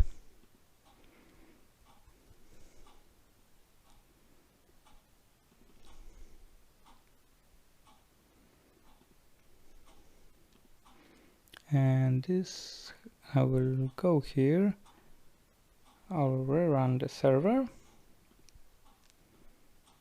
and you can see here I have that mini serializer in use. So what is that doing is, by default it will use that mini serializer because I decided to use it here in my view set. But inside here, what I can do, I will show you a little trick. If I'll go click command and click on the models here, I have different methods that are included in the view set. And you can see here we have create, retrieve, update, partial update, destroy, and list. So basically what we are seeing here, when we go here, that's a list because it's a list of all our records here. But also we have retrieve one. So retrieve is just retrieving one single. I will copy that from, this is Django code. I will copy that here and I will come back to the views. So we have that retrieve method available in the view set, but if I will include it here, that means I would like to use my own. I just copy the one from the view set. So it is, at this point, it is the same. So you can see here response is not imported, so we need to import response here from REST framework, response, import response, like that. And here we have get serializer, which is this serializer class. We will get it, but instead of that I can use the serializer. We had the full serializer, we had it here. So I will go back to the view set. I'm kind of doing that very fast now, but I will explain it once again in a second. So you go serializer like that. So what I'm doing here is for method retrieve, I will use the same method as it was built in there. And for this one, I would like to use the book serializer. So the default one, the serializer class for our entire view set, is the mini one, which contains only ID and title. And as you can see here, so we have that mini one. But if we will use the retrieve, which is one specific record from database, we will use the book serializer, which is the full serializer for all the data. So let's test it now. We go to the Postman and I will send it again. You see here it's just a mini serializer shown, but if I will go book ID 1, which is Hobbit, and then I will send it, you can see I have all the data available for this. So if you would like to optimize your database queries, and for example, you have just a page with a title on it, what you can do is you can have mini serializer for this, because that will be what you will need on your page. But if someone will click on this ID, you will take this ID from here and you will pass it to URL like that, and then you will load it and you will have all the data available for this book. In that way, you don't need to have all the data for all books in your system. You will just ask for the data you will need for a certain part of your application, and that's very optimized. You don't overload it with the data you might never use it, and that's how you can create it. So doing that again in the serializers, you can actually have more than one serializer for the same class. You might decide which one will have how many fields here, and this is the way we can actually decide it for each method that are available in the model view set. We can override it and we can decide it what serializer will be used for that certain one, and that will be the default one. Okay, and that's about it for a Django introduction. I hope at this point you kind of understand how it all works, and we are kind of ready to start building our API, and that will be our first project. So we'll go again from the beginning and we'll create our mini application that will be our backend API.